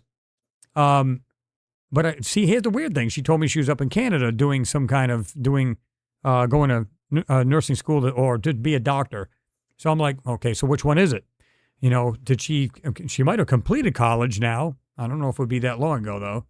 I thought she'd still be in there. But anyway, and then if she moved to France, it makes sense, right? Yeah, she's cool people. It kind of broke my heart. She's just like, boom, see ya. I'm like, okay. Let me see. Lee Herring, what's going on? Good to see you in there. So, wow, live show.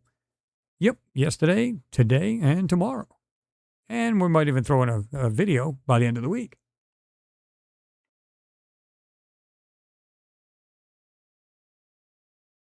Well, that's true, Ricardo. He said Elon only knows because NASA knows he'd find out anyway. Yeah, absolutely. And, again, I said this, it's like, yeah, I'm willing to work with you guys, but, show me what's up. Yeah, here's some photos.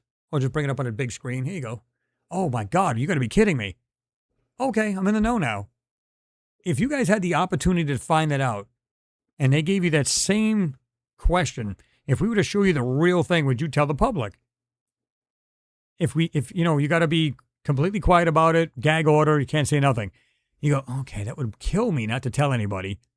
But now I'm in the know, and I just know this now. I already know this just by what I found on the moon and everything, whether it's Pluto, Mars, yeah, 100%. But would it be nice to see an actual photo, uncensored, crystal clear? Oh, that would be just awesome.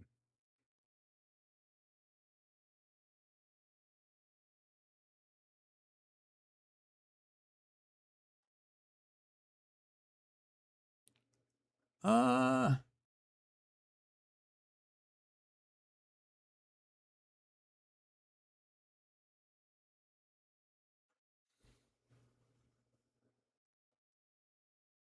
Duflamingo, you said if they're on the moon, they're likely on other planets and moons too.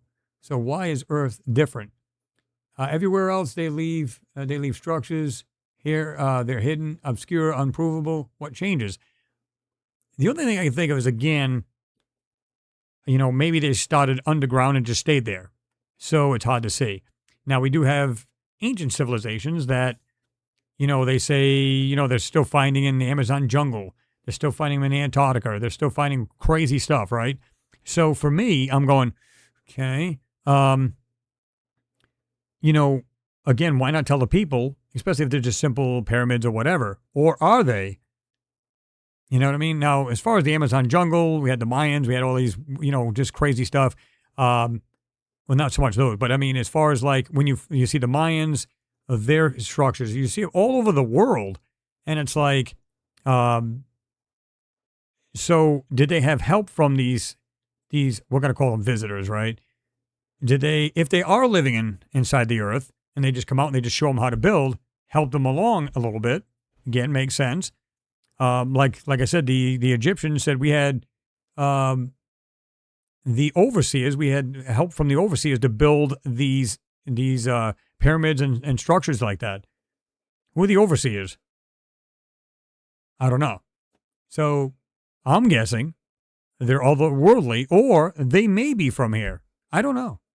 Maybe it's a giant experiment to them. They're just trying to see how we evolve and how we keep going and building and everything. Maybe it's an experimental thing, like a giant ant farm. Who knows?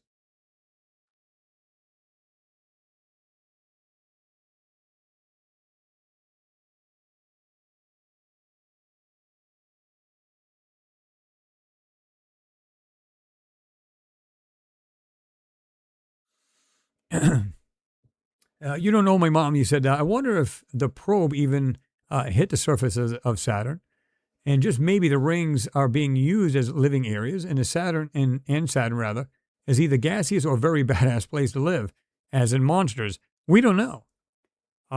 There is, what was it? Was it Mercury? They were saying there's some kind of living organisms out in space, or and within the atmosphere of it. You're like, okay, because out in space, if you go so far from the surface of Mercury, it's actually a lot cooler. So is it possible there's living organisms out there?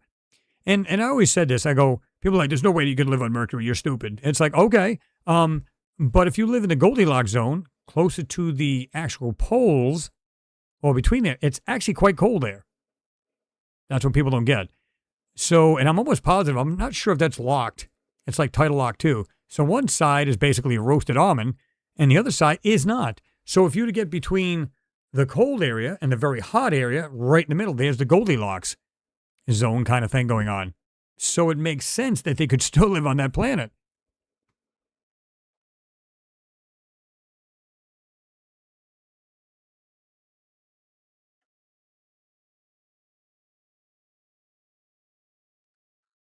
Alan Snyder, what's happening? Good to see you there as well. He said, hello, Chris. Just jumping in.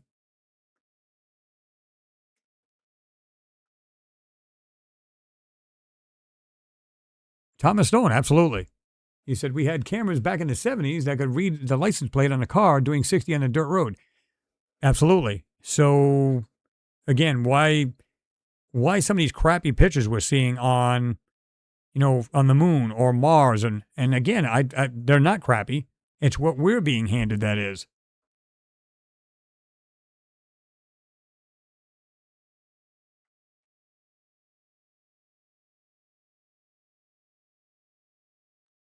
Legs, 1157. Love your show, mate. Watch every time. My mate just thinks you're picking out random shapes. How wrong is he? Absolutely wrong. And let me explain why. It'd be one thing if you seen one square and it makes perfect sense. You go, dude, it's just a square rock and maybe it's the way it got eroded, right? But I always say, let's suppose you see a rectangular shape in a hillside. Not a big deal, But if you see many of them, you see circles built into them, things that look like pipes or something coming out of them. How is that like not seeing the real picture? To me, that tells all. And again, if these photos are being manipulated to cover up what they're showing, well, they don't want the public to see, then once you bring it out, it's literally there. So, it's like this picture right here. These are not random shapes. This is, again, it's a 3/4 of a mile off the surface of Mars. And look at this with a magnifying glass. There's some crazy things on here that aren't normal. It is 100% on Mars, and I've actually got the coordinates to this. People can look it up if they wanted to. And you can see what looks like towers, what looks like weird discs, either structure or spacecraft. Just weird things on here that it defies nature or natural occurrences. There's no way. There's just no way. Now, don't get me wrong. There's nothing wrong with being skeptical, and you should be, because not everybody's going to try to tell the truth. They're going to try to lie about it. And that makes sense. So I agree. People like, I don't know, I'm skeptical about this. And we had a conversation about the moon. And I said, no, absolutely be skeptical. Absolutely. But do your own homework into it. And this is the reason why I do videos. I literally give you a raw link to the raw photo, so you yourself can break it down and look at it yourself. So then you can make your own conclusion. And I always say, I don't push anybody to say, yeah, this is real. You got to believe it. And that's the end of it. I'm not trying to force feed anybody. You need to just come up with it yourself. And you're going to say either, yes, it is what it shows, or it's not. I don't believe it. And that's fine. You know what I mean? I just believe in being real.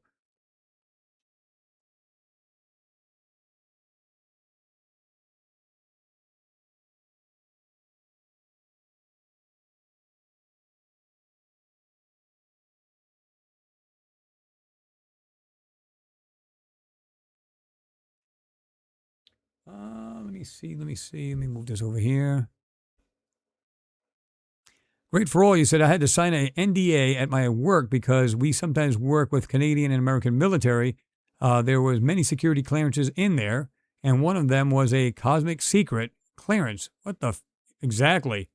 So now, why would that even be a clause? Why would that even be in there? Think about that. It's like, what the hell has that got to do with my job? Well, to a certain degree, but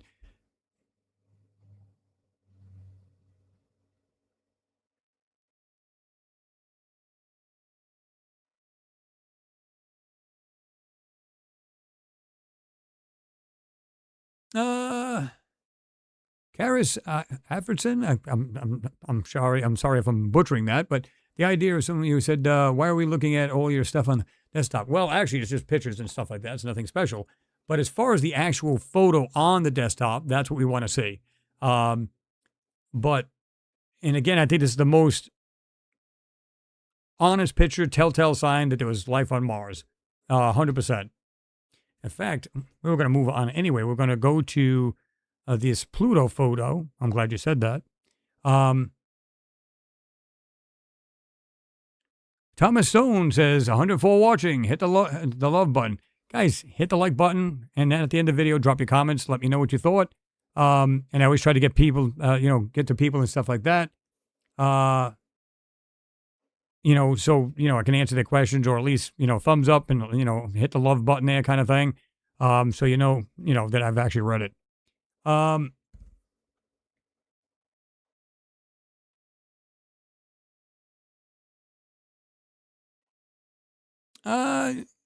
not sure if that's even right, Carissa, but it says maybe from the MRO. Absolutely. Mars Reconnaissance Orbiter. And here's what's funny. Now, don't get me wrong, there's more than one orbiter that'll do that, like the Maven spacecraft. This with the MRO, the Mars Reconnaissance Orbiter, with the high-rise camera. And I've said this on the last one where they can zoom into 4 feet swath on the ground. And yet you don't see too much of that, ever.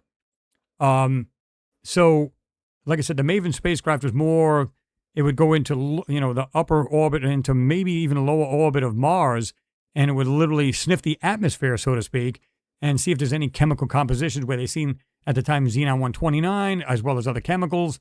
And the Curiosity rover also sense and could sense that too. It was picking up on the radiation as well.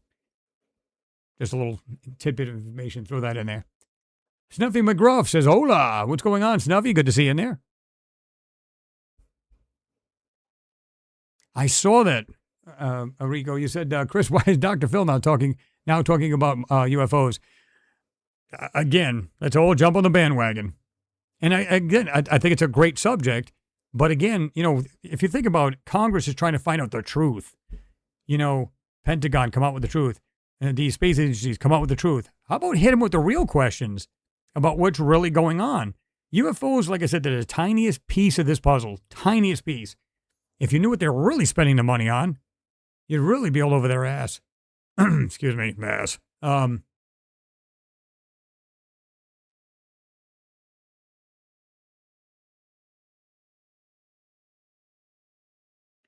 Let me see.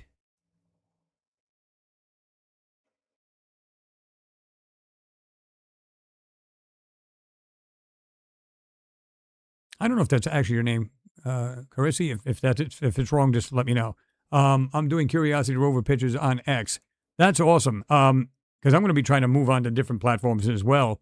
But yeah, there's some crazy things on here, man. It should not. If you get into the photos a lot, you know what I'm talking about. There's some things, even if you don't dive into them and try to enhance them and bring out what's really there. There's some even. I've showed photos where it looks like I said, we got radius rocks.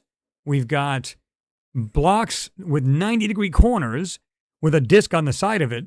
I mean, just weird things, man. And these things are small. They're within 6, maybe 8 inches in width. They're very small, but they're shaped, and it looks like intelligently made or carved, call it what you want.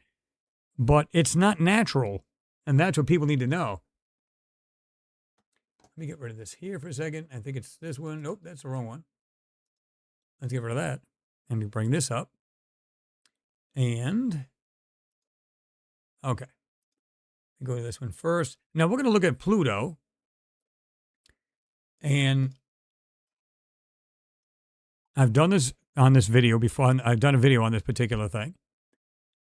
And I just, every time I see this photo, I just laugh because I just see so much white and it's this craziness. Steve Garner, he said, Maven analyzes the atmosphere of Mars. Absolutely. But it also has cameras on it too. And they can take 4K video as well as photos. And I'm thinking it's more like 8K, but we'll just go with the 4K.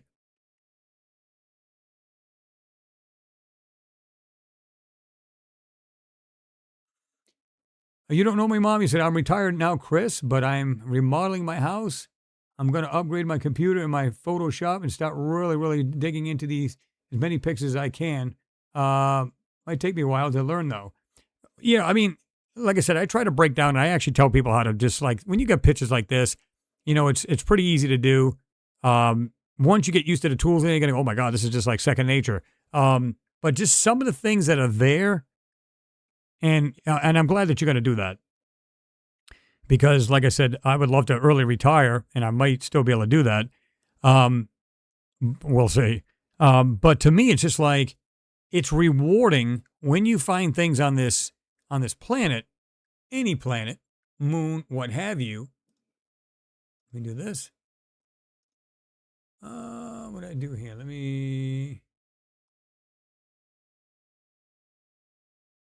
I'll drop me way down here. We don't want to obscure the photo. This photo is amazing to me. And again, this is Pluto. Clickety click click. Yep, Ricardo. Trying to see if I missed anybody else here.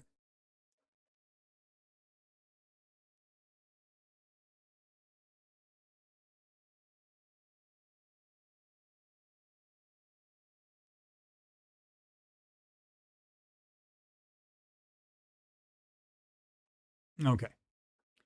All right. So we're going to enhance this. And there's two parts to this because I'll do the other side of this as well. Where on this side, we'll just rotate a little bit and show you folks. Now, it's the shapes we want to see. That's what brings out what you really want to see. When you see squares and just weird things. Like, to me, this looks like it's rectangular right here. What that is, now I didn't even get into that part of it, to be honest with you, but it just stuck out. It doesn't look like a mountain of any of sort. It's got some kind of, they're rectangular, and we don't know if it's been, if it's an icy planet, how much snow has fallen on this thing. And again, let's go back millions of years ago, because again, we had a second sun, so binary star system, binary solar system, I should say. Got a dead sun out there. If it was shining, we have our sun that we have now, our star, both having heat on both sides of the solar system. Is it possible that this planet was like Earth at one time? Well, planetoid, call it what you will. Is it possible that was a whole different landscape at one time, and now it's frozen over, and that's what we're seeing? Just weird stuff that's on there. I say yes, anything's possible. Well, within reason. Okay. Just some of the shapes in here, and I'm going to bring all of this out, at least the best that we can. Again, see all this whited out area? Come on. I don't know how thick this thing is. Well, let's see. But this whole background is a mess. And you go, well, I'm not seeing anything. You will. Again, it's hard to bring it all out, but it is there. So we're going to concentrate on here.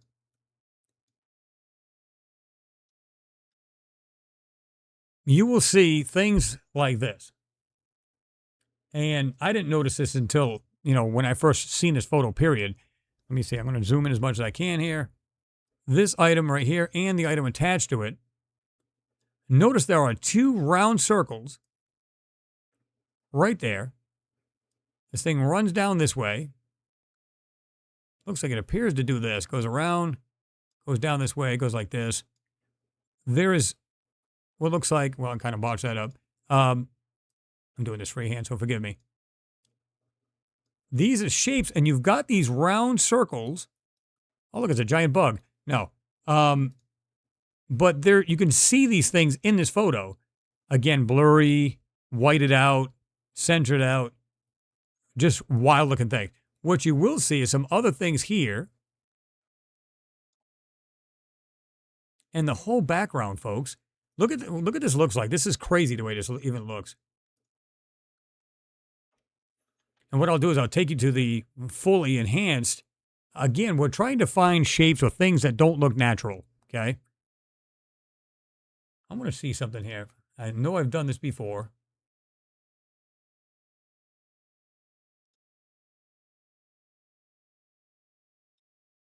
Again, get into the raw photo, and you can see right here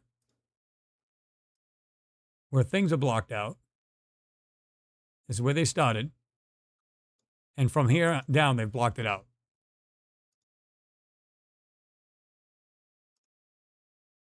These are, like I said, these are the raw parts of the photo, raw plating.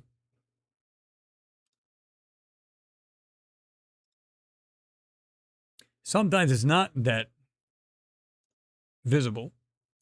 So sometimes you can just bring this up.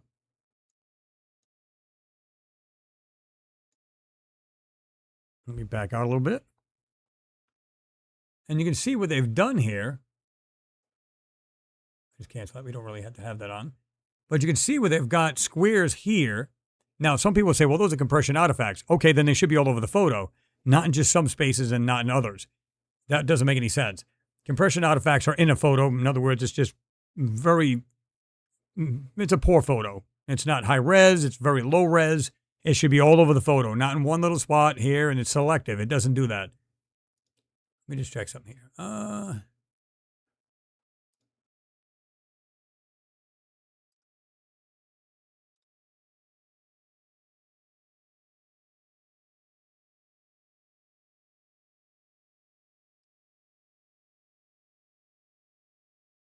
That's raw plating. Again, we're going to get back into this, and I just noticed this now, but there are actually two. I'm going to try to bring this up a little more. Folks can see this. There are two more round circles on this object right here. I just noticed this now. And I didn't notice this before. Right there, one here, one here. And this object, like I said, is, oops, might be right here. This is not normal. This is not natural. You should not see this stuff. So I'm going to enhance the whole background of this. And again, you can see this. I'm just going to show this real quick. You'll see what looks like literally lines over the top of this. This is like a manipulation type thing, right? But again, I'm going to let you folks look into where you can see like squares. Here's a perfect example. We were just talking about this. Somebody said you're just looking for shapes. Okay, here. Now it's white because I'm in the actual raw plating. This is the reason why it's not yellow like it was earlier. Notice this object right here, perfectly square, with something on top. Very vague, but it is in fact there, right here. There's no way sitting in an ice planet that's real. I mean, that's natural, I should say.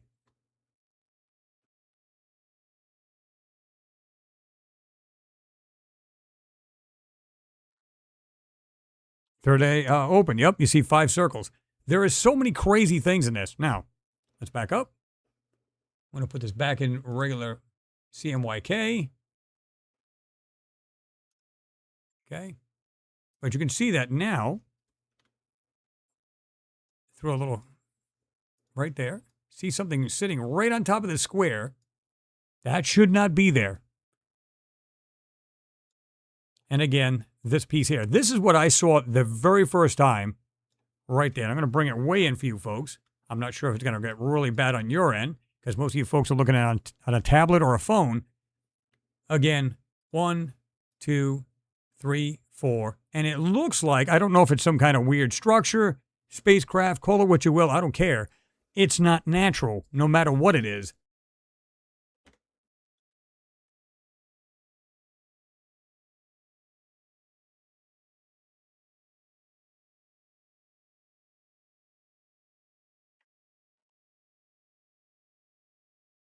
Ricardo, you said the right portion looks like a river delta. Exactly. It does. It's got that kind of, but is it frozen over? I think it's a manipulation, to be honest with you. Do Flamingo, yeah, absolutely. He said, have you ever shared your work with your wife, kids or wife to get their thoughts? Do they believe you or do they not believe in it? And I'll be honest with you.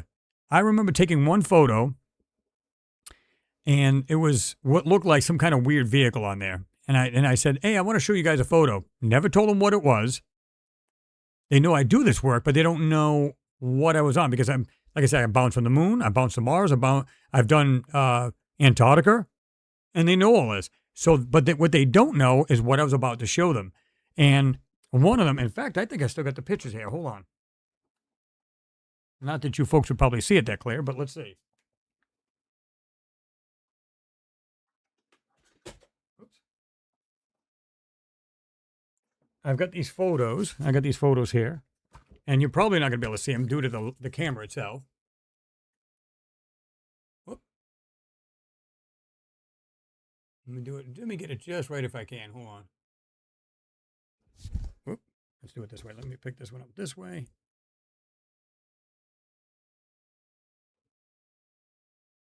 Not going to be able to show it probably because it's not going to show it up. Nope. I ain't going to do it. There we go. Right around there, I guess. Well, it was.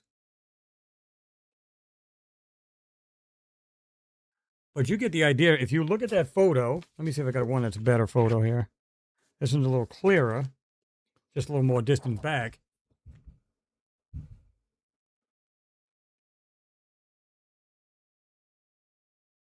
Yeah, it's hard to get it to do it here.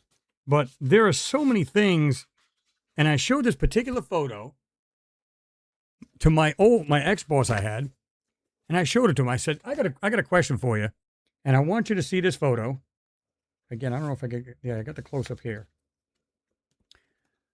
And trying to get it so you can, even if you partially see it. But anyway, And it's so small on the screen. I apologize for that. Let me see. Let me get it a little bit bigger here. I don't know if I could get it because of the lighting. Let me see. Let's make it a little bit bigger here. Okay. See, I can't get it to actually show it. I showed it earlier, but it's because of the camera. Let me do this. Let me bring out this. Let me go original. Okay. I'm going to show you this. This is crazy.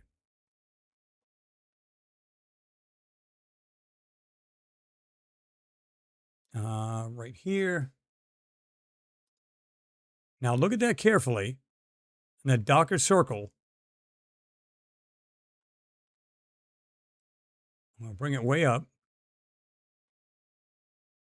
Okay, hold it still here. Right there. Look at that picture. I sent that to my boss. I had it in my hand. I said, I'm going to show you a photo. Didn't tell him where it was at. None of that. I said, I want you to tell me what you think this is.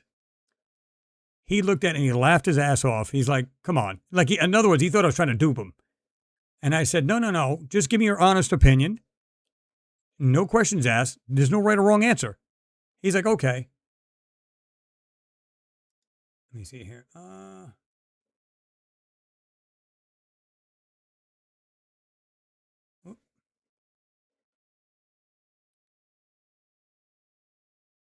Let's see here now. Let me get rid of that real quick.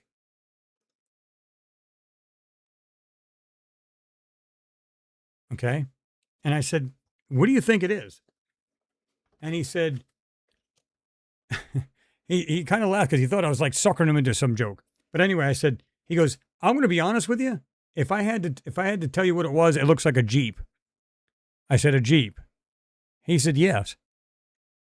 It's the same thing my son said, and it's the same thing I said when I first saw it. This was in, I believe, Opportunity photo. Opportunity took this photo, and I've got I don't know if I got it here. Let me see if I got it.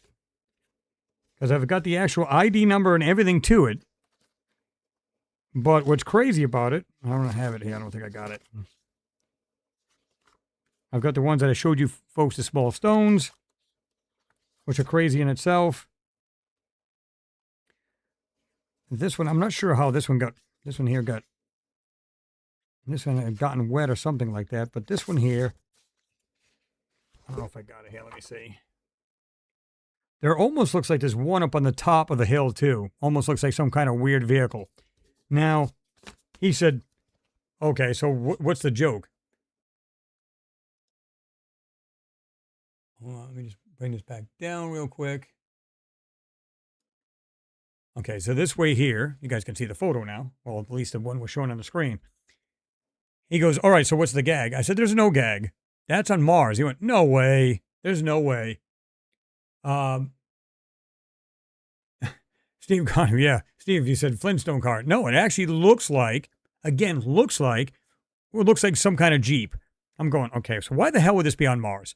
But then, again, up on that hill, there's another one. It looks like it's coming down. You can see the side, almost looks like you can see side windows. And I'm going, why would this stuff be on Mars? This makes zero sense. Or does it? What if, again, we talked about this before, Mars cooled before Earth. It might have had a civilization very similar to what we have here. Maybe when we went over to, with the Viking landers, so on and so forth, the orbiters and everything else, and we saw these with really good quality, saw what looked like these vehicles on there. And again, people will chuckle, and I'm going, okay, is it possible our vehicles look like theirs back in the past? I say yes if there was a civilization. They would still have to get around and travel like we do. Yes, we have flying things, but we also have things that have wheels. That doesn't mean it's powered the same way. It could be powered totally different way. So it could be nuclear. We don't know. Is it possible they saw that and that's how we got ideas to build our own cars? I don't know. Just throwing it out there, purely speculative. And I'm going to put this so she don't lay on these. But Is it possible that's the case? I don't know.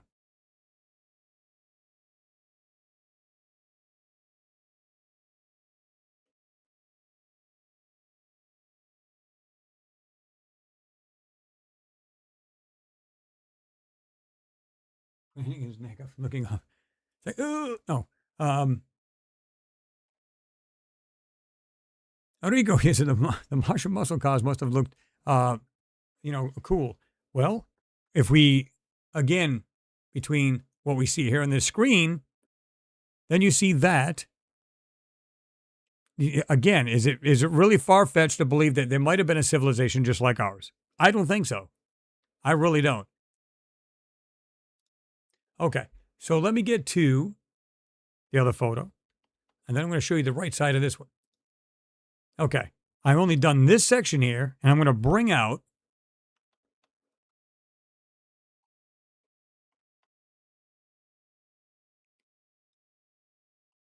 again. You're going to see fuzziness because there's overlay. There's that object we were just talking about. There's 1, 2, 3, and 4. Will look like circles. Has a cutout type thing. You can see this here. This object, like I said, I'm doing this freehand, so I'm going to probably botch this up. But anyway, there's something down here that also has this weird piece inside this hole type thing. I'm not sure what that's all about. Okay. Right there. Then we're going to start looking at other objects in the background. Notice you can see what looks like different shapes in this. I'm going to do it this way instead of stepping it that way. We have this square piece we pointed out earlier. Now keep in mind, I'm not sure, I don't remember, and I don't recall what the altitude was or the zoom in that was done on this photo of Pluto. Okay? But there is something there. In fact, now you can see it's like a 2-stage thing. It's like doing this. But I also believe it might actually be bigger than that. It looks like something. It literally looks like there's something much larger on top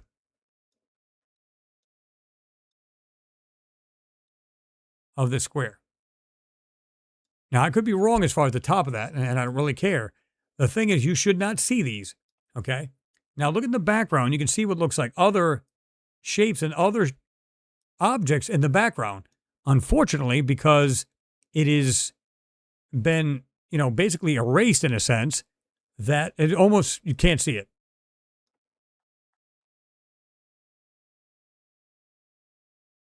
We got objects like this here.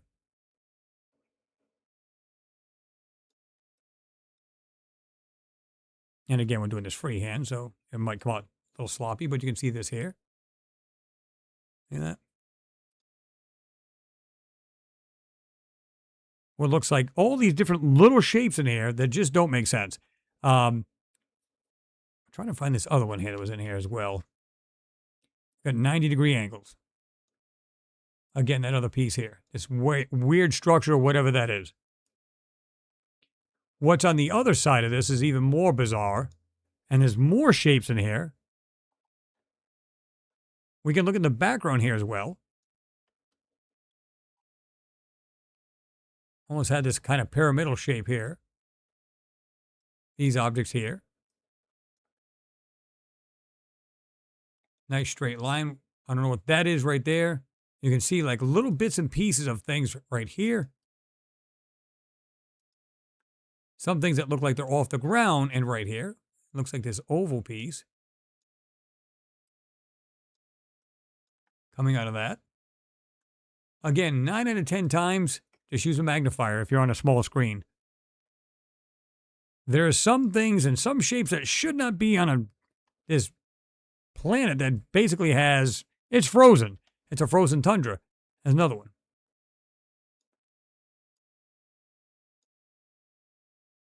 And it looks like they've kind of built in a weird way, like almost, like I said, in a pyramid type thing. Right here. Right there.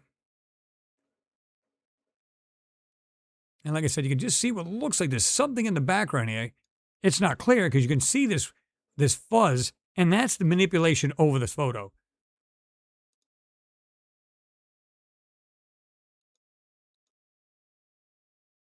Okay. Not sure what happened there, but let's see. I'm not sure why that thing went stupid here. Oh, okay. Let me see. So it just went, just kind of stopped right there. Let me just check out these technical problems here real quick. You can see me like, shh. It looks like I'm saying shush. Yeah, you can see what, Renee, you can see what looks like, it looks like some kind of, like you said, hanger. It looks like some kind of weird things going on. It really makes no sense. I mean, there's things, again, you should not see. And, it's just, yeah. Don't mind me. I'm trying to get this thing set back up. Wild how this thing did this. I'm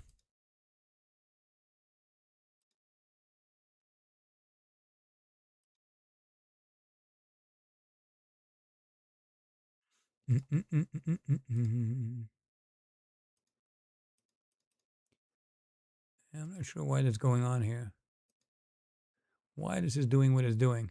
It did it to me last time. I think when we first got on, it did that. I'm just like, why would it just stop working? It's hard to say though, right?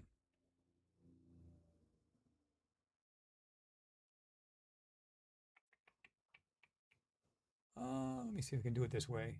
Just bear with me here, folks.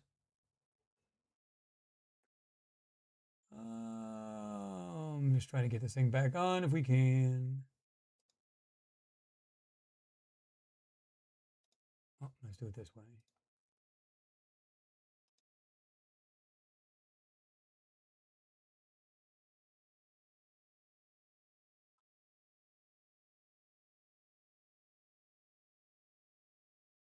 Ricardo, you said, folks, I got a split. Getting late here. It's been a delight participating in the chat with you all, and catch a live stream, Chris. I'll watch the rest of it in the rerun.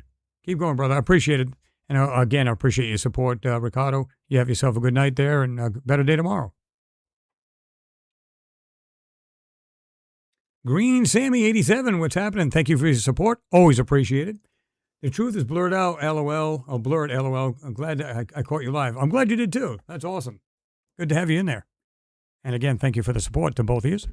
Always appreciated, like I said. Yeah, Renee, I got the screen off there for a minute because I'm trying to figure out what's going on here. By doing this, if I got to shut off the camera on here to get this to work, I want to see what I got here.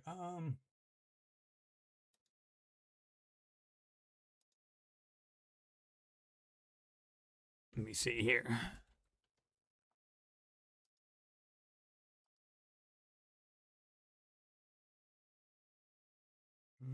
Okay, let's try that.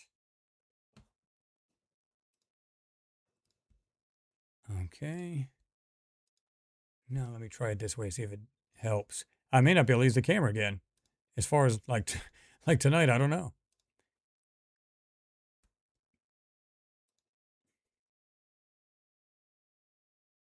Let me see if I can just get rid of that here real quick.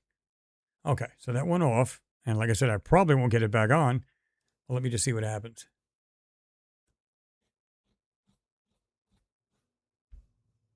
Yay! All right. Oh,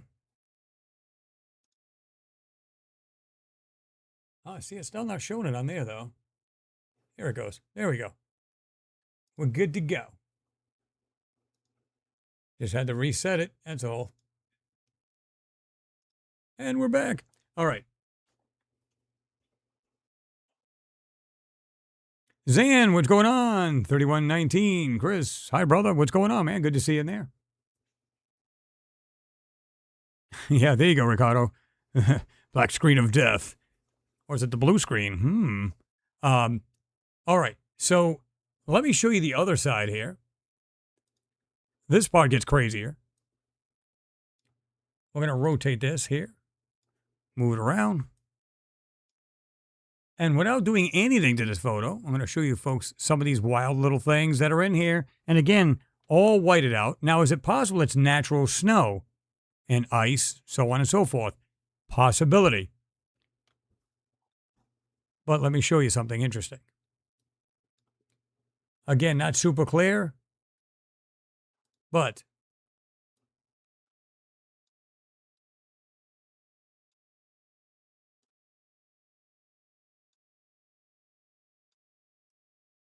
okay. Again, we're seeing shapes in here that are right next to each other, and they shouldn't be. It should not be like, you shouldn't see any like defined 90-degree angles. Well, I mean, I guess you can see some because nature will make them, obviously. But just some of the things that are in here, this down below,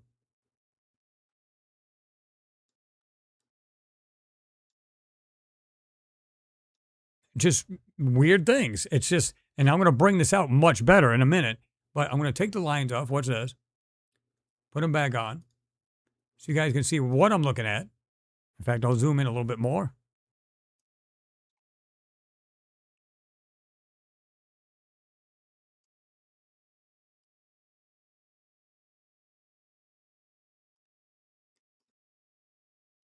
This here is not natural at all. Not by a long shot. Not natural at all. And we got these platforms or whatever they are. You can see echoing the same thing. Okay.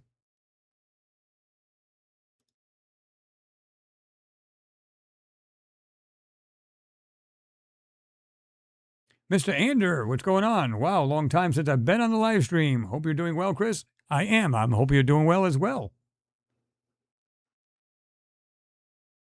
Yeah, we try this, and get back into the swing of things. You know what I mean? A little rusty, but we're good. It's like riding a bicycle.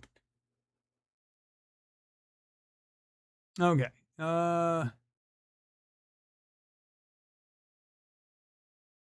Dragus Prod, what's going on? Good to see you in there. Running behind, but glad I caught up with you. I'm glad you did too.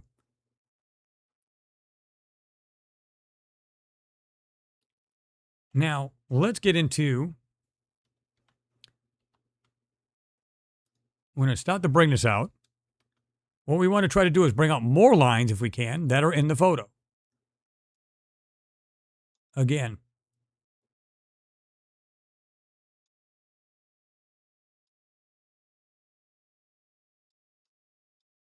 Something going like this.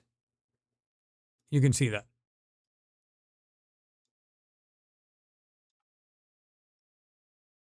Okay. Something here. Get rid of that. We don't need that. Almost looks like a giant sundial. Not sure what that is, but it literally does this. Almost looks rounded. We'll get more in there so you folks can see this. Okay. Right there. And again, we're seeing these objects back up a little bit. Check these out. They almost look, again, like we were talking about earlier, hangers. You can see what looks like these. What are the chances of these all being in a row? Of course, I'm going back over this and botching this up. But you'll be able to see it when I do that. Again, here with this thing that looks like a sundial. Something coming up like this here, like an arched item. Okay. You got something that does this here. You can see it going down. Goes back up.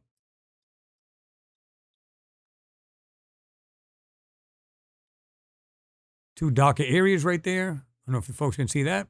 I'm going to go back and forth on that. Bring it a little bit closer.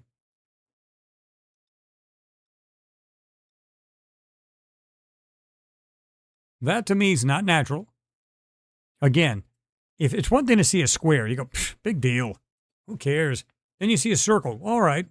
Still. Then you see these squares, multiple squares, different designs, different shapes, like we were talking about, like all of these weird things that are here. It just doesn't make sense. Took a little bit of the color off, so it isn't too bad. You can see that. Tried to go into this. Well, let's do this. Right there. And then you can see when I sharpened it, and I'll do that in a second again. Let me do this. Something in the background here. And again, if you look at it, you can see what looks like something going like this. Kind of echoes the same thing. It's kind of like almost straight line, but it's have some waviness. Now, this could be due to the manipulation. If you look closely at this here, this area, what do you see? I see what looks like a bunch of lines like this here. And I'll get these back off so you folks can see them. That, to me, it makes zero sense. Unless they're trying to scratch something basically out of the photo.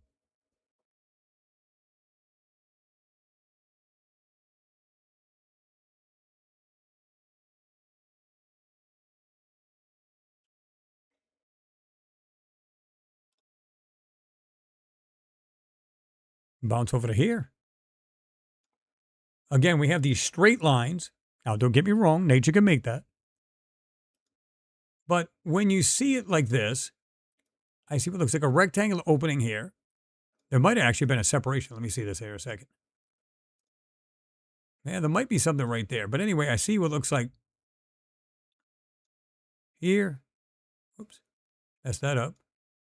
Another opening. Of course, it's hard to tell. That one looks more rounded. But anyway, you see these things.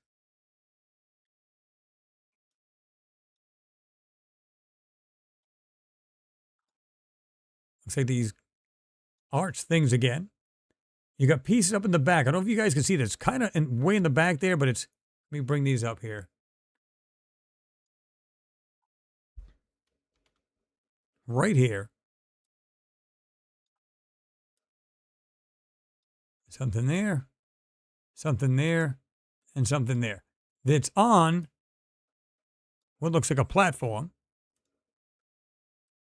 Again, we're trying to get through the manipulation to see this stuff. I said very vague, but there are, in fact, there.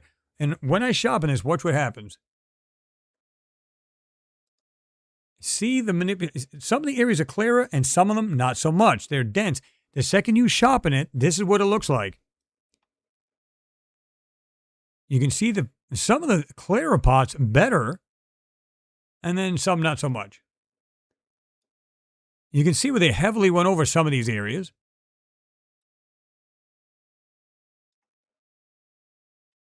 Oh, kind of messed that up.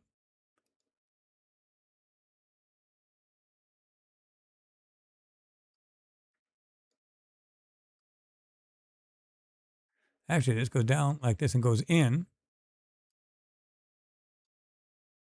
It has something right there. We have this piece here doing this. You can actually see a nice 90-degree angle right there. What looks like round things or little objects there. We'll blur it. We'll go back into it.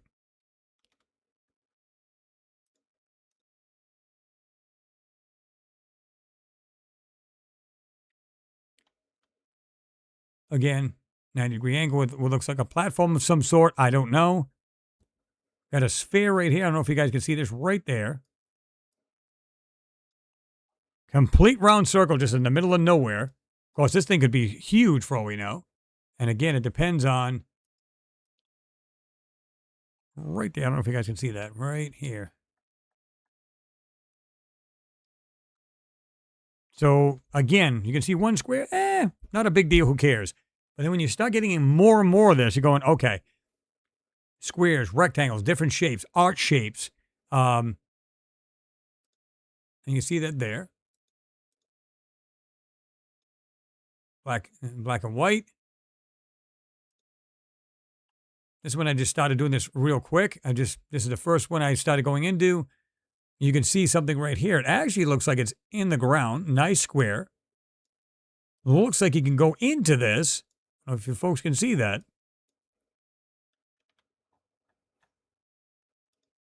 Right there. How is that possible? Almost a perfect square. And you can see it is actually a perfect square. You can see it right here. 90 degree. and it looks dark, like it's an opening of some sort. And you see it right there where they try to take it out when you're sharpen it. Actually, it looks like it does this. See that right there? Yeah, you can still see it right there, too. Okay. So this is what I'm getting at, folks. There's so many things on this so-called non-planet. Now, again, they do their best to try to hide whatever's on this planet or any planet, Mars, Moon. It doesn't matter. I'm looking at this right here now, and I'm seeing what looks like it's doing this, coming down, and then you can see those objects. See that? I think the first one I couldn't really. The first one I did, you could see it, and it's just right. You could just see it over, but because I didn't go all the way into this area, you couldn't see it. But see how there's different, but you can still see these objects regardless of that.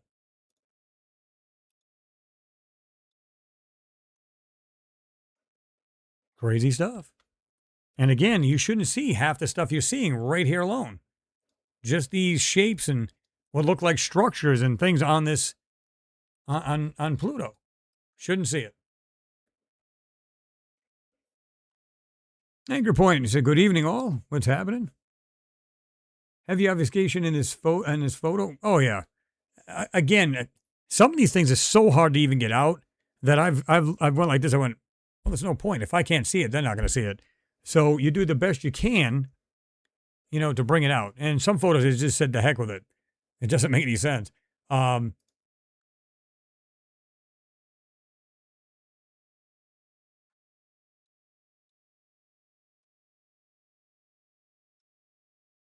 See here.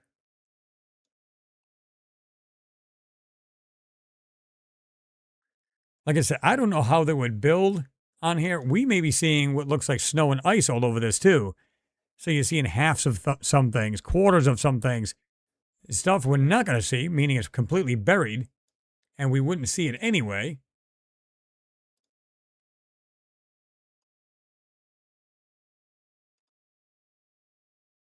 Like most of these things, like I said up here, you can still see. It looks like an opening here. No matter how you look at it, it's there. And it depends on how much I went into this and try to bring it out. That makes all the difference in the world.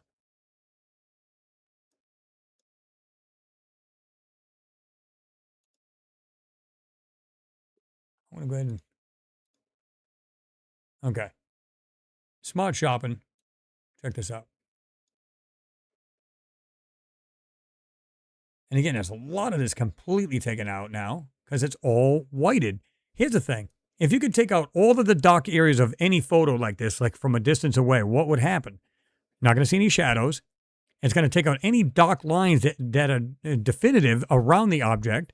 It's going to take all that out of there. So by putting it back into it, by using a burn tool and other tools you can use with this, it literally brings that lines back out. And I've seen very faint lines at times. Just go over it, it pops it. Suddenly it's back in. And then you start to see these shapes. That's the whole key to it.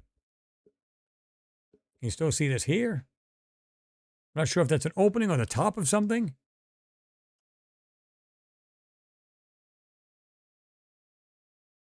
Right there.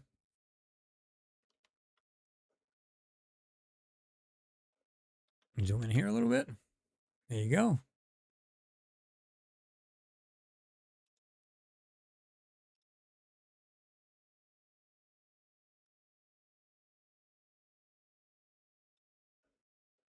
Yep. Totally crazy. But there it is. Rodriguez Prod, I don't. I'm trying to remember here. Hold on. I do. In fact, I believe it's on the photo. I could be wrong. Let's do this first.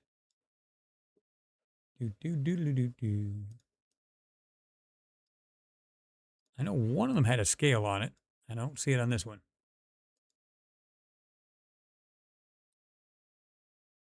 Nope, I don't have it on there. let me do this. Let me see if I can find it. I don't know if I've got it.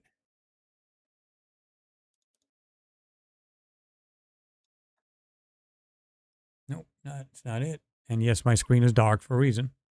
Let me go into. I swear I had one with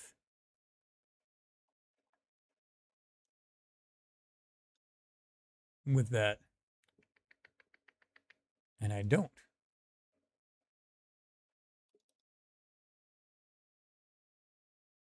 Here's another photo, and I showed this before. This was not my photo. This is not, I'm not the one that's seen this. This was, and people laughed when I showed it because it says Google Earth on it. And people are like, yeah, so it's Earth. No. It's from the program Google Earth. And again, you can bring down the box and it says Moon and Mars. So you can literally go to those as well. Let me show you this.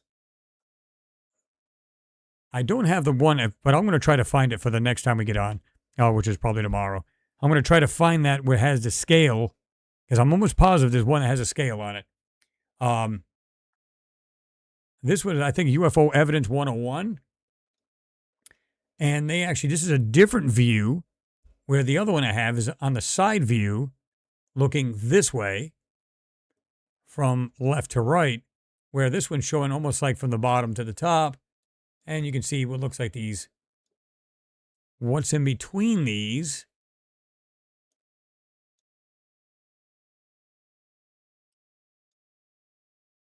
Looks like structures. Now, in the other photo, they did their best to block it out. It almost looks like some kind of just black. It looks like black trees. But there's stuff in between these levels. So these are higher. One's higher than the other. And you can almost see it in the other one anyway. Let me see this real quick. Nope. Let me find the actual folder I've got here.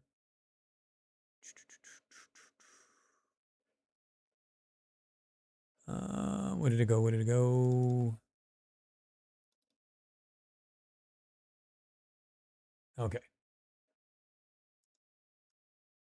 Okay. So this was broken down, and I showed this before. But like I said, in the background, you can see what it looks like. You can see this fuzz again, but what's behind it? It looks like there's structures behind that blurring obfuscation. You can see that. There's blotches, and they're taking out whatever's in this photo. Or at least trying to. And this object down here, this round right here. Again, they're doing their best to try to take this stuff out. This is from an actual distance. And again, check this out right here in the middle of the screen. You can see these weird shapes. I'm going to try to put it smack dab in the screen if we can. Right there.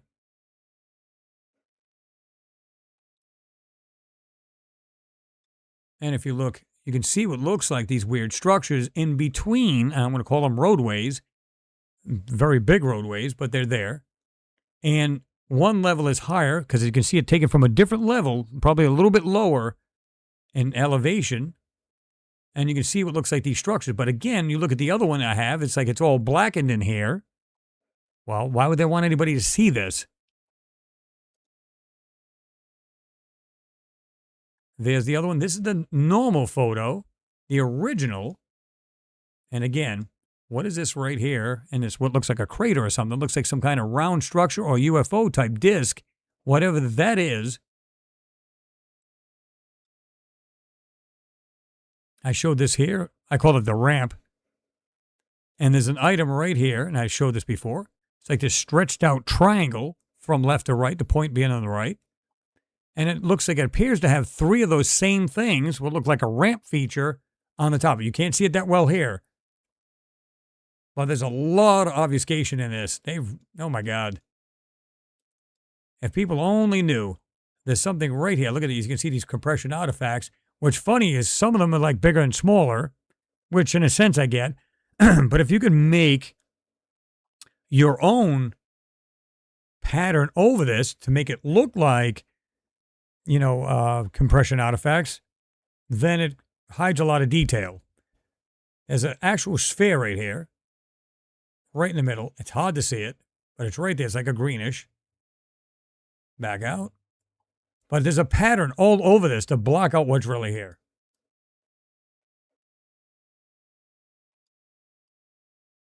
Got something that's off the ground right here in the back, and you can see it's got a shadow under it. I've showed this previously. But that's the original right there. And you can see image, NASA, USGS.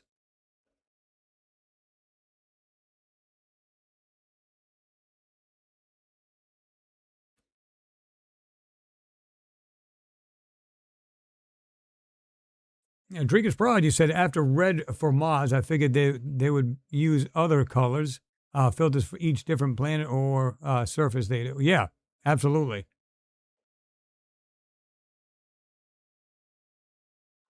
Yeah, this one here, again, I know this is 75 miles off the surface of Mars. That I read. And it's absolutely there. That's it.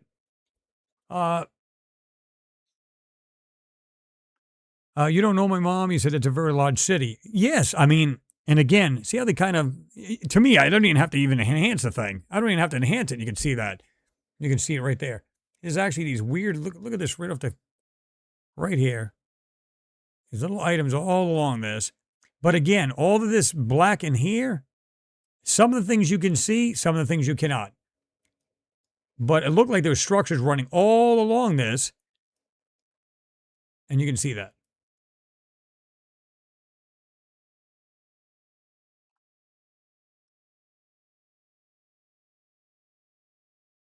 Then you look at this.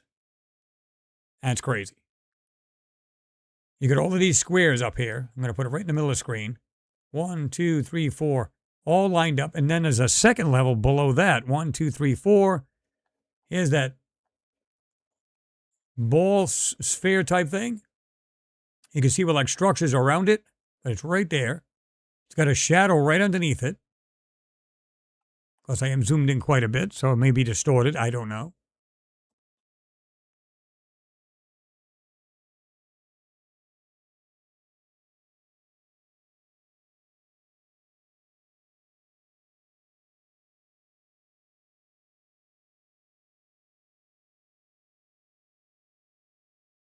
Let me see.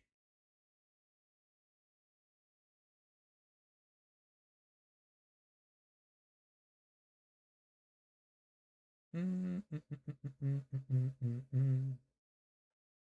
don't know if Doflamingo is still there, but it says, Chris, I got to do some errands. Love you, brother, and your work. Keep going strong. Absolutely, and appreciate you being here, and thanks very much. Love to you as well. Oh, yeah.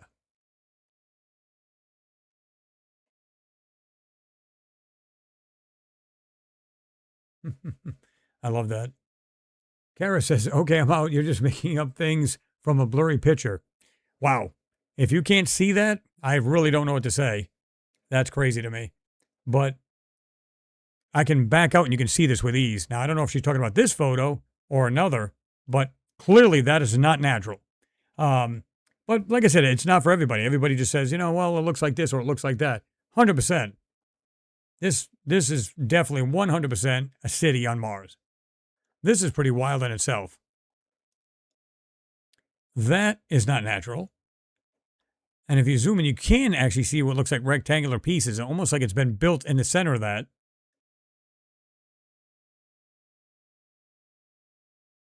Yeah, I'm not sure which one she's referring to, but the other one, it's hard to see as far as the one on Pluto, but they are in fact there. You just have to understand that these are not going to be clear. So people will have that reaction. And I don't blame her for that. Some people will have that reaction. And then you have photos like this. There's no way that you can say that's natural.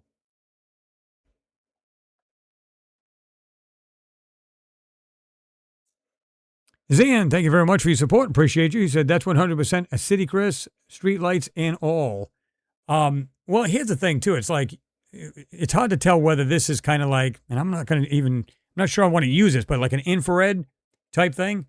I'm not sure that's the case, but it looks like it could be what looks like lights. I'm not sure. I'm 50-50 on that as far as that goes. Because if this was taken during the daytime, well, but NASA has this knack of doing this, and they've done this since the moon photos. If there's anything, what they can do, I don't know if it's a computer program, what they do is anything that's square or something that's not natural, it puts like a white mark on it to throw off the eye to see what's below it. Many times I've seen this where it looks like something round, like a white round thing, and you go, there's nothing there. Just look below it, and you can see what looks like a structure sitting there.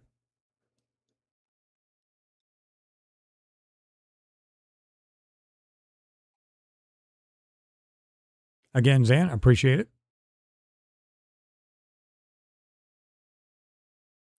Tim Houston, it's a Martian mansion on the high ground.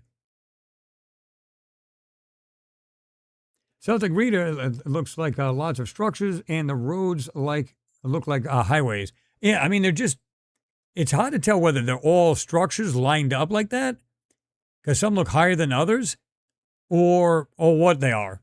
It's hard to tell. But because they put this white on here, you can see, I'm going to show you what this looks like. Look at this. See this weird blotchy stuff? What I tried to do is bring it down as much as possible because it was really bright when you try to first enhance this. So it gets super bright, which is not what we want. We want to see detail, so we need to bring it down. And when you do that, excuse me, when you do that, you got this weird, this blotching kind of weird lighting.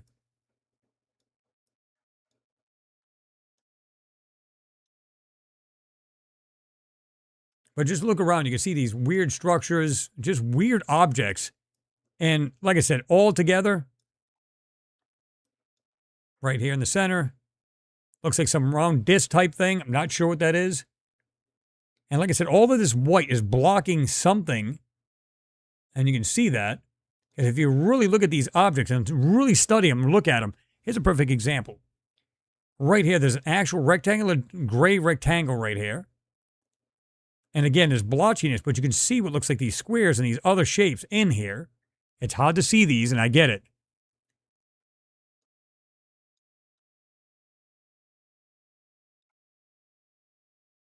You get a lot of this here in the middle, again, trying to break through that, and it's almost impossible to do that. But look in the background. If you got a magnifier, just look right here in this background. I'm going to put it right in the middle of the screen. Tons of small little objects sitting on the side of each other, adjacent to each other. I mean, yeah. Thomas Stone, thank you very much. I do appreciate you. That's awesome.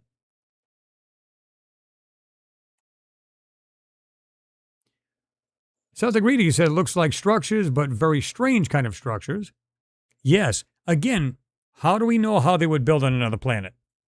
And how long ago were they built? That's the crazier part. You see what looks like towers, other little objects. Looks like another one right here. Hard to tell what that is.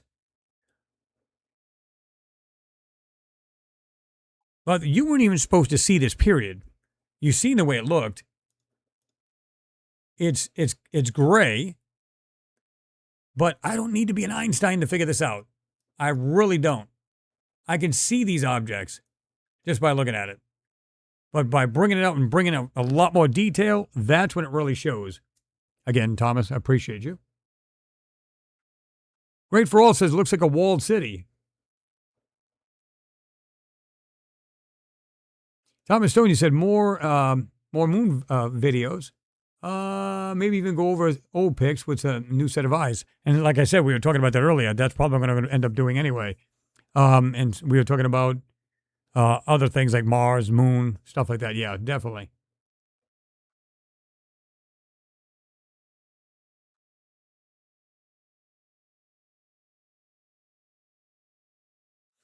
Zan, I don't know. You said, Chris, did you notice that they took down certain videos from Olympus Sky? Just certain videos disappeared, the ones that were super damning.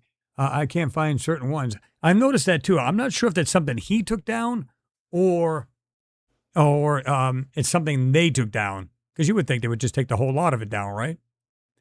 So I don't know.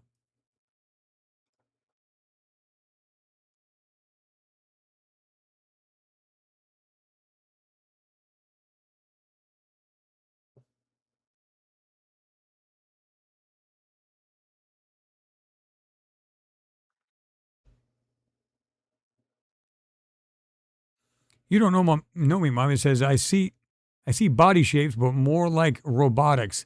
Yeah, I mean, to me, like I said, to my eye, I don't see things like that. That small. That's just me. I see structural and I see mechanical. That's what I see in these photos when I see them. And you would agree with that. I mean, you can see these things. It's just crazy. Um, so when I see that stuff, some people go, I see what looks like people. Now, keep in mind, 75 miles off the surface, you're not going to see people, obviously, right? Unless it's something built very large, like some kind of robotic thing or something like that. That's a possibility. I don't know. It's hard to tell what they'd build on their own planet, you know? Pachon, you said structures all over. Exactly. Zan, you said the Olympus guy had this one moon video and showed they accidentally forgot to center these structures, and he knows they were cartoony and strange. That's the one that disappeared. I think I know which one you're talking about. I think I know which one you're talking about. Pretty wild.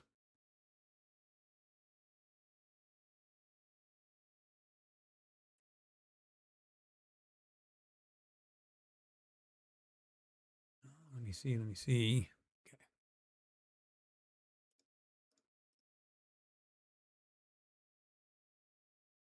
I don't think you can get any better than that.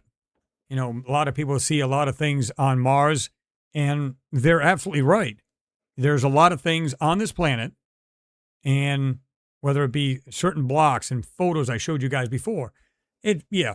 In fact, let me see if I can find that again. I should be able to. I mean, there's a lot of things we can get into. I mean, it's.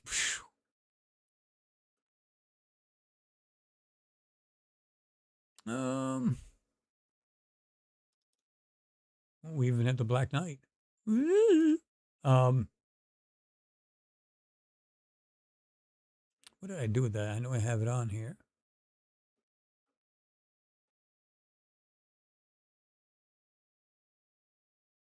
Now I won't find it. Um,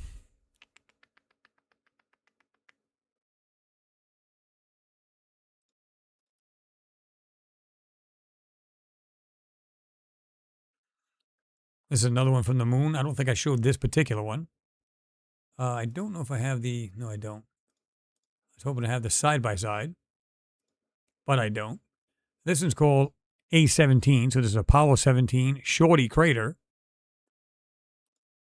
right there.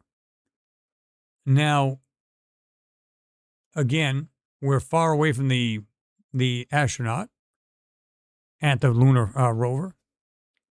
And when you break this photo down, you can see things in the lower left corner, some objects, some of them are white, some of them a different color, due to the manipulation density, I call it. Something on a platform right here. Don't know what the hell it is, but you can see different objects at a certain level all the way across. And you get some other things too. Right above the actual lunar rover, you can see this square, what looks like a giant key or something. I don't know what the hell that is, but yeah, they weren't just up there just for that. Come on. Rock samples and dust and let me see. Here we go. Full screen right there. Yeah, there's much more going on this moon. Oh, I'll let you guys sit on that a minute. Oh, wrong one. I'm gonna get something to drink here real quick.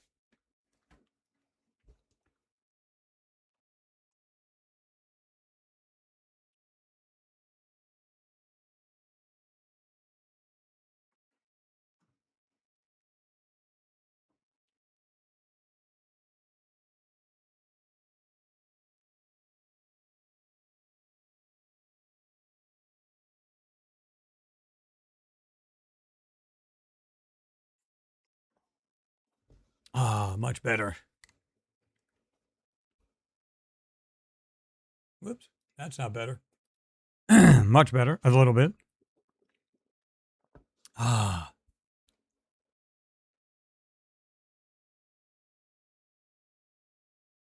All right, let's go down here.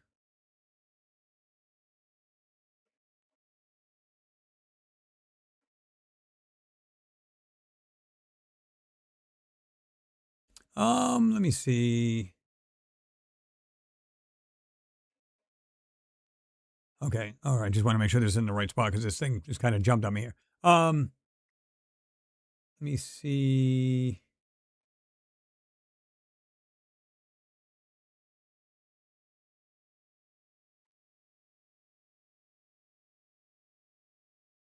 Uh, yeah. Is Thomas Stone? You made an observation. You said, "Seeing every video Chris has put out, just saying he has much better eye now." Well, here's the other thing too. To be honest with you, I was totally ignorant to how they were manipulating these photos, so I had to learn that. And the moon ones will change different from a Mars because obviously most of these are like super whitened out. They're what's the word I want to use? Like superimposed. Well, not superimposed, but there's like super bright. And you just kind of like you have to bring it down to bring out these objects. And once you do, like I said, this thing over here on the left hand side near the mountain, or this, it's not a mountain. It's a template they put over this. I've seen it many a times. But anyway, they got this right here. Whatever this object is, it's on a platform. You can clearly see that. It looks like a square platform right here. And then you can see these other objects right next to this cross here, and I'll put it right in the middle of the screen. These objects are literally sitting right there all along this. You can see that. There's all these objects just sitting on this platforms, or all in a row. It might be just a simple, lunar surface. And then there's some other things in the foreground, and you can see them just faintly above the rover, and of course the astronaut. And you can see how white he's becoming, like really brightened out. And that's by just trying to bring this stuff out.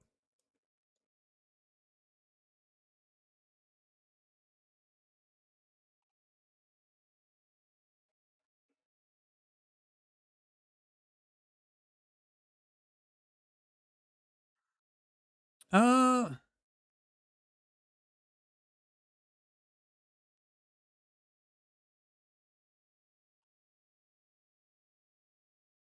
Bilbo Springs, what's going on? Good to see you in there. Like my ninth grade teacher used to say, use your mind's eye. Those art, activity, and thinking out of the box can see. Well, again, if you train your eye and you're just going, well, here's the thing. Let's suppose, like, the other person that was here earlier said, oh, you're just looking at, just pulling out these shapes. Once you understand how they manipulate these photos, you try to look past the manipulation into the actual photo. I always tell people, look into the photo, not at it. Because most people, unless you've seen this done before, like these objects or something brought out of under a manipulation, you're just going to go, oh, it's BS, it's a bunch of crap. And rightfully so. However, once you learn how it's done and see the things you can bring out, you start going, okay, now I can actually literally look past the manipulation and see the objects. And not everybody can do that. That's why I tell people, don't look at the photo, look into it.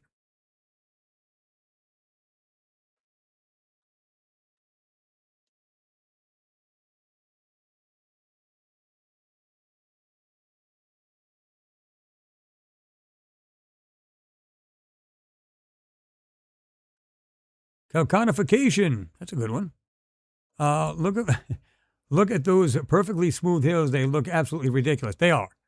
And if you were to try to hide something much larger in a photo, what would you do? Just put a template over it. Something you can just drop right on top of it. Done. No problem. And again, if you're using an acetate like they used to do, so you take this real photo. Let's say this is crystal clear. There's nothing manipulated. It's crystal clear. You can see the astronaut over here with the rover, and you're just looking going, okay, perfect. And you want to drop this acetate on top and manipulate, airbrush, do whatever you got to do and put over this, and then take the photo again and give it to the people. The problem with it is it's not solid manipulation. This gives you a chance to bring it through the overlay. And it's not, you can't always do that, but there's a lot of times you can. And I've done it, and here's one example. But there's a lot more in these photos, and I always say that meets the eye, and that's a fact. Zan, you said I have the video on my channel, Chris. Oh yeah, 100%. I think you did have it on there. You're not still making videos, are you?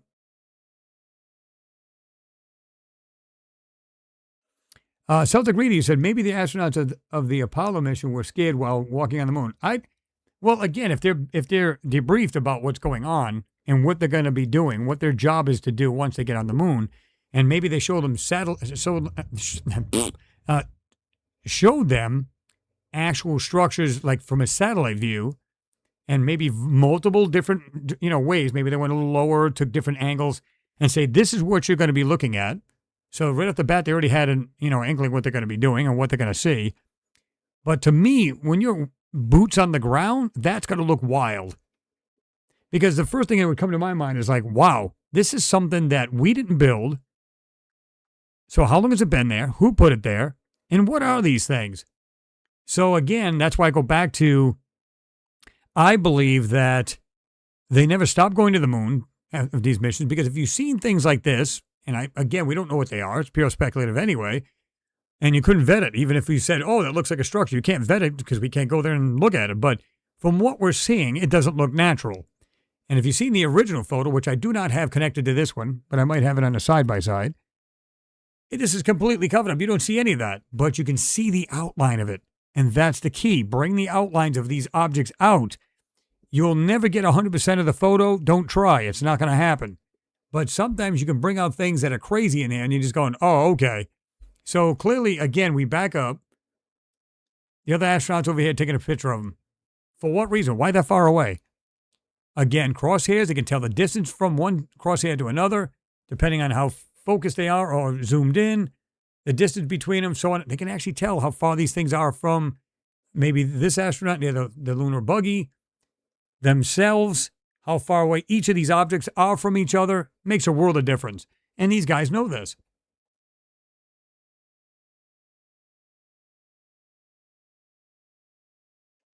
Lakeside Laura, what's going on? Live long and prosper.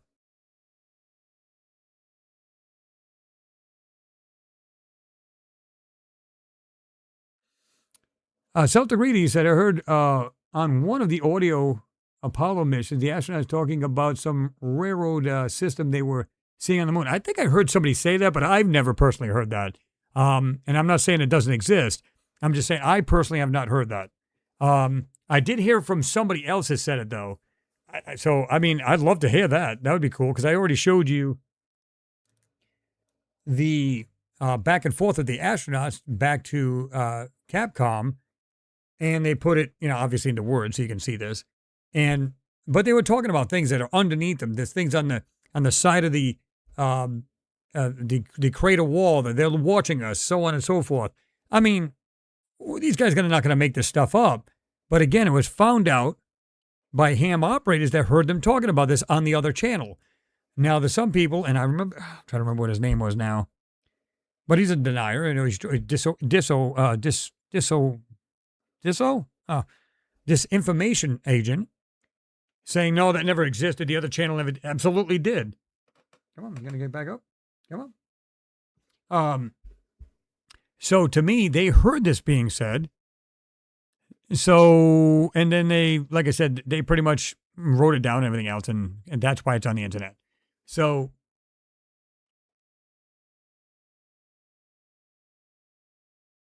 observe a natural evolution. Giant mining machinery at that point, terraforming at large scales is a given.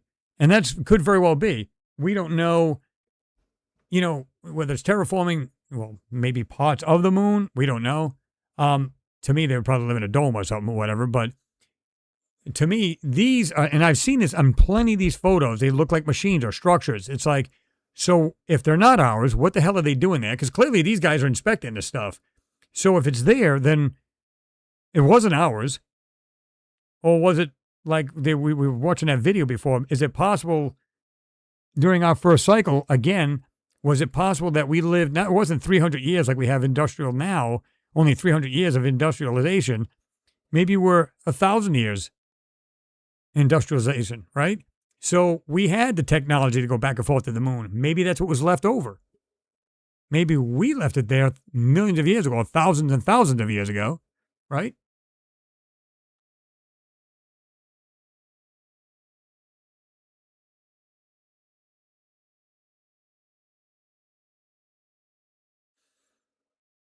I think I know which one you're talking about too, Zan. You're right. Because he said about a rail, this guy said, and I did find something that looked like this weird train type thing. Now that you mention it, good memory. He said, that's interesting. Chris found an old rail station on Mars photo. It was insane. That was doomed, destroyed cars everywhere, their version. I even found one here on the moon too, which is really weird. So, but yeah, there was some on Mars. Listen, like I said, even if, let's suppose 3/4 of what I found is BS. It's nothing. Well, the other quarter should make you question it regardless. That's the way I look at it. If I looked at, like, let's say a photo and I seen, I'm going to throw a number, 20 items, and they're kind of iffy, and like 15 were iffy, and the 5 of them were like, pretty clear and you could see it. That has to make you question it. It's not natural. So you got to question these things, right? That's the way I look at it.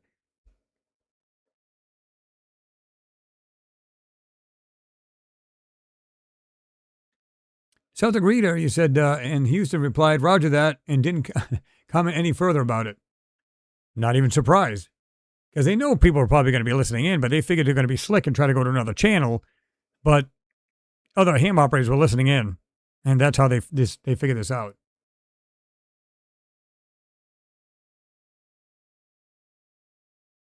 Conification, he said, I remember the moon photo of a giant corkscrew drill. Yeah, it was some kind of weird, like I said, there's always this weird machinery or structural or something on this. And it's like, again, that just backs up my thinking that, yeah, they were there for that reason. They were there for that reason. So when people say it's fake, I go, well, then explain this photo to me. Well, you don't understand. It's a giant stage. Okay. Like I said this yesterday. Okay, we'll go with that. We'll run with it. Again, why would some of the smartest people on the planet leave stuff on a stage only to try to block it out? I wouldn't. That'd be dumb as dirt. And you wouldn't have to do any of this manipulation or censoring on there if you just kept everything off the stage. It'd be so much clearer just to do it the normal way with nothing on it. Simple lander, lunar rover, yourself, or astronaut, two of them, and just take a simple picture. Done. But that's not the case. So that's what tells me 100% we've been to the moon.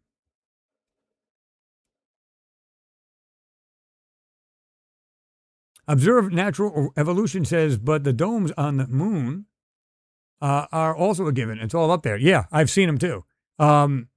There's like giant domes and what look like craters and stuff like that. Absolutely.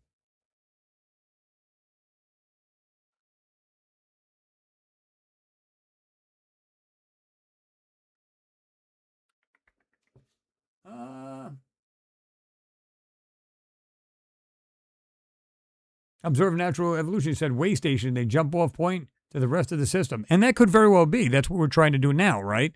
We're trying to build a base. We're going to make this the jump off point. They're going to get the fuel off of the moon and manufacture it there and jump off and go to Mars. Think about that. It makes absolute sense to do this. Every time you come off Earth, you got to fight the gravity and everything else. When you can simply just take off of the moon, there's hardly any fuel you're going to use.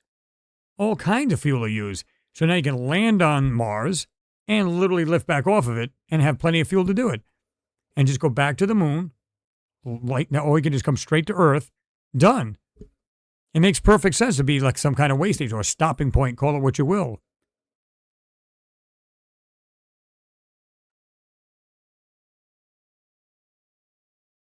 Wild Mountain Bear. Yes, I've even tried that myself. You said, according to AI, Grok, and I've used the same one, there is nothing, no manipulation or editing of photos on Mars. I think AI program is faulty, or it's programmed not to say it. It's kind of like I said before when I when I looked at these. I'm trying to remember. If it was before or after. Well, anyway, it doesn't really matter. When I showed you folks that videos, or I let you hear when I said about the Alexa, the first and second gen, it literally, I asked, when was the first time, man's been on Mars? One said 1977, the other one said 2015. Gave it 5 minutes, asked it again, we've never been on the moon. Or Mars. Well, I shouldn't say the moon, but Mars. I went, what? Wait a minute. So it automatically must strike that question if it's something that shouldn't be talked about. Maybe it's something it's embedded in the program. I don't know. But for me, it just seems weird how we're just like 5 minutes later, no, nobody's ever been there. But you just got through saying it. So what gives?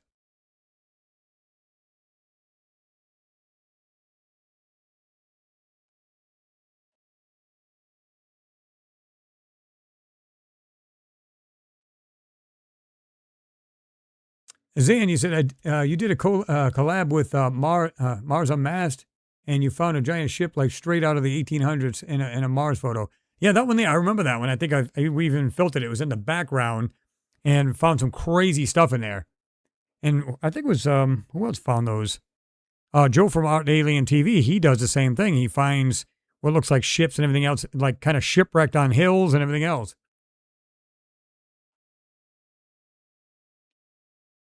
Celtic Radio said AI, yeah, AI is too mainstream. Yeah, and I've done that. Thomas, you said the same thing. He said programmed not to say it. And that's what I'm getting at. It's just like, is it programmed to just like chalk them right off like you just don't hear them? Like I said, when I first asked this one, he had a second generation Alexa. I was like, when I asked the first time, she went off. Literally went boop and just shut down. I went, I'm never going to get an answer out of this one. Asked her again. Well, it did say 2015. I was like, oh, crazy. That's what I'm saying, folks. You just don't know.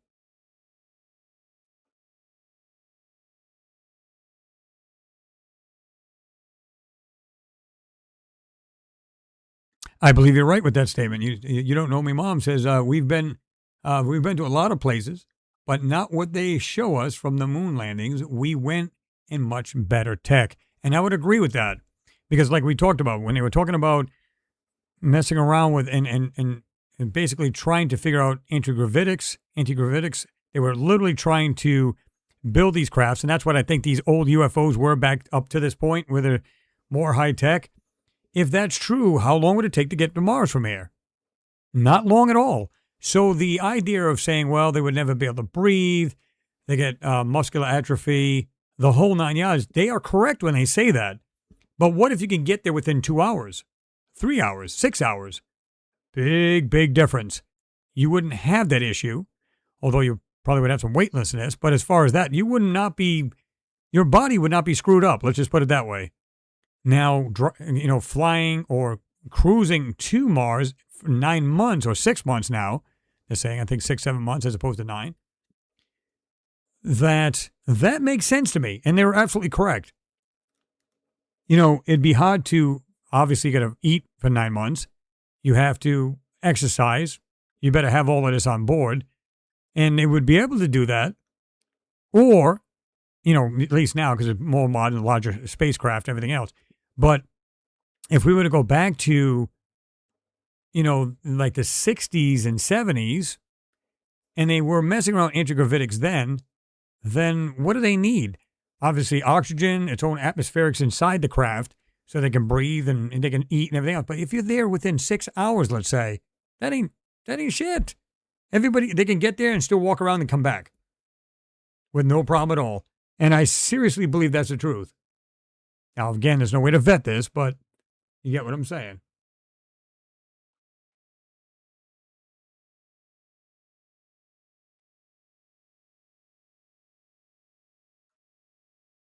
Now, there you go. You said, I like these funny sprinting robots in Beijing recently. Yeah, I think that's funny. You see the one that ran into the wall? Just kind of shorted out.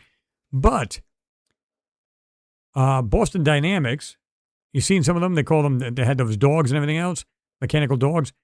This is what's wild. That's what we're going to see pretty soon. I think we're going to have robots. We're going to have actually these dogs that'll roam around. And if there's structures, and I think that's why the helicopter was put on the Perseverance, to go into these other structures that it normally cannot drive or cannot get to, I think that's what it was used for. And I honestly don't believe that it's broken, in my opinion. I'm not saying that it's true. I'm just saying, in my opinion, I don't believe that's the case.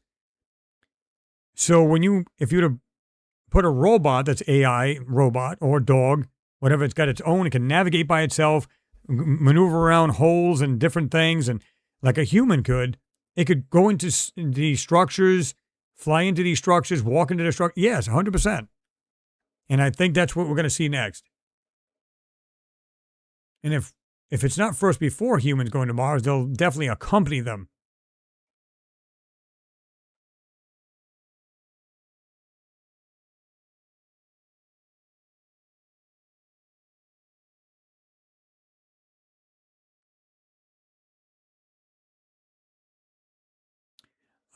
Let's see. Observe natural evolution. You said, what's the theory on when we actually went? 100 years? Let's be real. History is not on our side. I don't think we really know what's going on. We're only through science, which is obviously we want to go with the science. Through science, we're looking at evolution. How do we do that? By looking at past actual events or carbon dating, so on and so forth. Absolutely. 100%. But they're finding out, oh, wait a minute, man's older than this. Oh, wait a minute, man's older than this. By the structure they're finding, by the bones that they're finding, from structures that are buried, they've been buried for who knows how long. So, and that's here on Earth. So, as far as, let me see. As far as, how far if we had gone to Mars, obviously we went to the moon, but as far as people going to Mars, I strongly believe that's true. And they might have done it because it said in 1977, okay, if you can fly to Mars with a spacecraft, and we're going to talk specifically the Viking lander, why couldn't you house people in it like the lander did here on the moon? However, they had to overcome the obstacles, like we were talking about, eating, muscle atrophy, so on and so forth. Is it possible they found a way to do that? Simple exercise, and they lived, and they're still there to this day. All they got to do is use the structures that are there. And if you can grow a garden down there, which they do say the soil is actually good, it's better than here on Earth. The soil is better than anything. All they did is, like I said, they took the samples that the Viking lander had dug up, and what it did was it analyzed this soil, sent that information back here, took our soil and matched it, put volcanic ash with it, and it was one of the best soils you can build, you can grow anything out of. They said almost like any place on Earth, it's better than that. So if there is a little bit of or at least closest to the ground, an atmosphere, you're getting sun, and of course you can concentrate sun too by reflectors and everything else. Have food. There's structures already there. Why couldn't you live there? Very easily.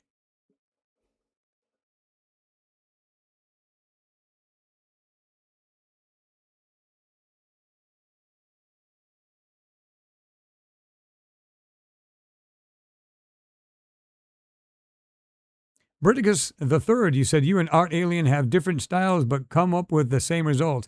Well, that's the key. I've seen other people do that too. Like, ultimately, if we were to both do the same photo, let's say we said, okay, you do your enhancement, I'll do mine. Okay, gotcha. We could probably be pretty close and neck. How is that possible if the objects are not there? Because I've seen some of his, actually a lot of his photos, and I've talked to him before online. We've chatted before. And some of the stuff I went, yeah, I took the photo and I would do the same thing. Of course, he didn't know that, but I'd do it and I come up with the same darn thing. How is that possible if these objects are not there? Because one of us would not see it and the other one would. There you go. And I remember, I don't know if you folks remember this, but there was a guy that gave me a test and said, I'm not going to tell you what it is. And he did the same thing. He put like an orange over it and all this other stuff and mixed it up. And he did a really good job of this. He said, I want to see if you're able to find out what's in this photo. And I said, okay, cool, fair enough. So I did it, gave it back to him. He said, dude, that's absolutely correct. He showed me the one that was unmanipulated, that he had done himself, blurred it orange color, put some, manipulation over it. And I was able to bring out this object. And he said, dude, you're legit. You're legit. So, and this goes back years, man. I don't even know what the object was, to be honest with you now. But I was able to bring it out. And he's like, oh, yeah, 100%, you got it. I was like, okay. I said, this is what I'm seeing in the photo. And I gave it to him. This was through email. And I think I might have mentioned it on a video. And I said, here you go. He goes, dude. And he come back to me. He said, you're absolutely legit. This is what the real thing looks like. Unmolested, uncovered up. I said, well, I'll be damned. I knew what it was. I seen it. It wasn't 100% clear because there's obfuscation over it. But there you go.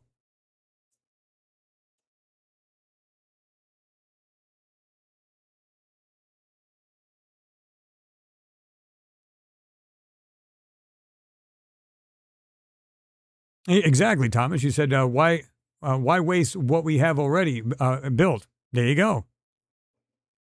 Thomas, you said hit the like button, everyone. Hit the like button. Like I said, when this live feed is over, which is going to be pretty soon, like I said, it's all about the algorithm. Drop your comments down below. I don't care if you said it's a great show or you had other questions about whatever we've talked about here. And because it helps the algorithm. It helps the channel to be seen more. And with your help, that can be done. I can't do it solely on myself. So I hope you guys will do that on the way out. I would appreciate it. Vars, I think it's Vars. W-E-Y, you said, rest in peace, Hoagland. Did he actually pass? We were just talking about him earlier.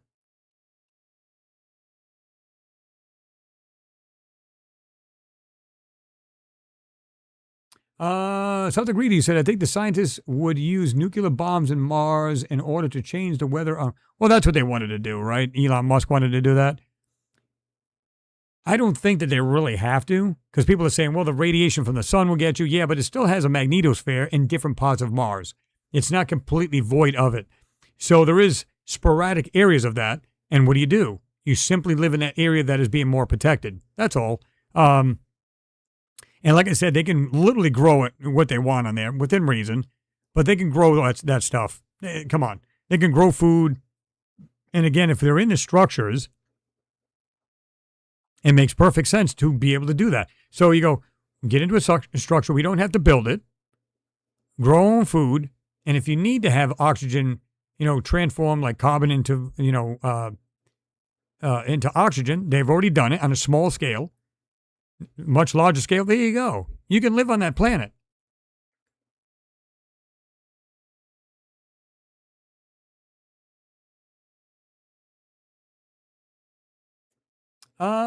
Let's see. Scott Brasecki, what's going on? Good to see you in there. He said, which is why the pyramid builders had to do regular hibernation below the pyramids. Yeah, I mean, what do you guys think about all that? That crazy, like the big columns that are underneath there now, they're finding, and all that other stuff. Pretty cool stuff. So maybe it is coming to what everybody was saying, that is a power plant at one time, or something much different. I don't know. But that's what they seem like they're finding. Now, what it exactly is, obviously, if we could, you and I would all go. We'd all go and go check it out, right? That would be cool.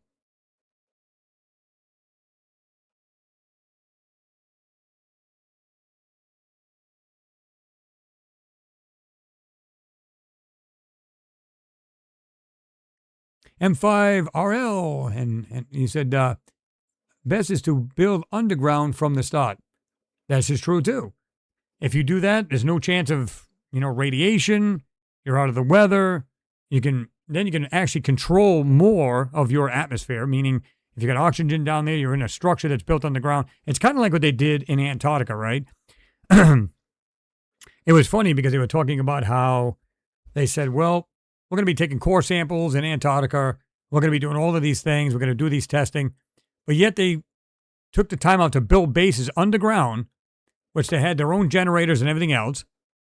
And I'm not sure if these things were almost nuclear. I'm almost positive they were. And they literally built, and they were like regular quarters. It showed pictures of them. It looked like somebody's house. They're just kicking back on couches and everything else. I'm going, wait a minute, you guys are just there to do core samples and some tests and some scientific testing, right? Why do you need a permanent base? Unless you're working on something that's going to take a lot longer, that is not natural, not snow, not ice.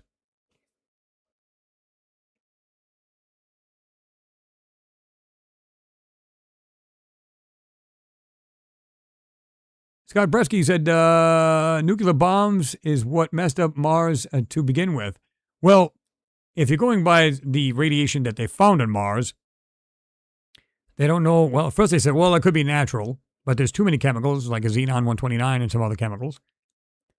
They believe that it was something that was built, like a fallout. So if there's a fallout of these chemicals, nuclear atomic war, whatever it was, then if that happened, if that's true, then they kill themselves off or somebody else killed them off. One of the two. So, yeah. So if you're talking about that, referring to that, that may actually what actually happened to that planet. Although they believe it was something from outer space, so on and so on. It got hit by an asteroid or whatever it might have been. A huge comet just wiped basically the atmosphere off the planet. Which, if that happened millions upon millions of years ago, how is there any kind of anything on that planet? You shouldn't see clouds. You see cumulonimbus clouds, which is basically a change in weather. There's water cycles in parts of Mars. It's a Gale crater. Scientists have said that. So what gives? The poles are actually H2O and not just carbon ice. Because they were saying, well, it's carbon ice, and when it starts to get warmer, it just sublimates, rather, I'm sorry. Turns into a gas and it's gone. Well, then what keeps putting it back well, they say pressure. Okay, that's pretty accurate. But I said, no, I don't buy that. Because there's a lot more there. It looks like H2O. And when you read the papers on this stuff, and then not long after that, maybe 4 to 6 months later, yep, there's H2O on Mars. At the poles. There you go.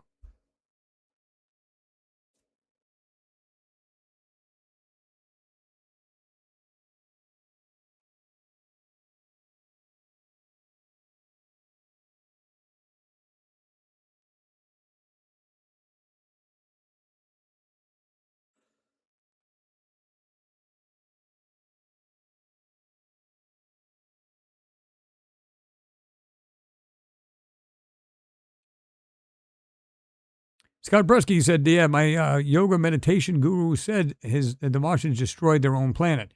And again, I know there was this, and I said this before, there was a recording that supposedly somebody received. So take that as a grain of salt. But anyway, they said it sounded like if it was from Mars. They said, yes, it's us. We've please help us. We've basically killed our own planet. They kept saying, please help us. We killed our own planet. We need help. We need help. And then, of course, they didn't hear nothing else. Again, this is hearsay. I saw it on one of these videos many years ago. But you go, okay, but is it possible? Again, they saw what that looked like two large explosions in the lower orbit of Mars back in 1941. Okay. If that happened, chain of events. Again, purely speculative. But if that's true, if it did happen, that's pretty wild. If they did kill themselves off and they did receive that transmission, that's crazy. If that's what happened.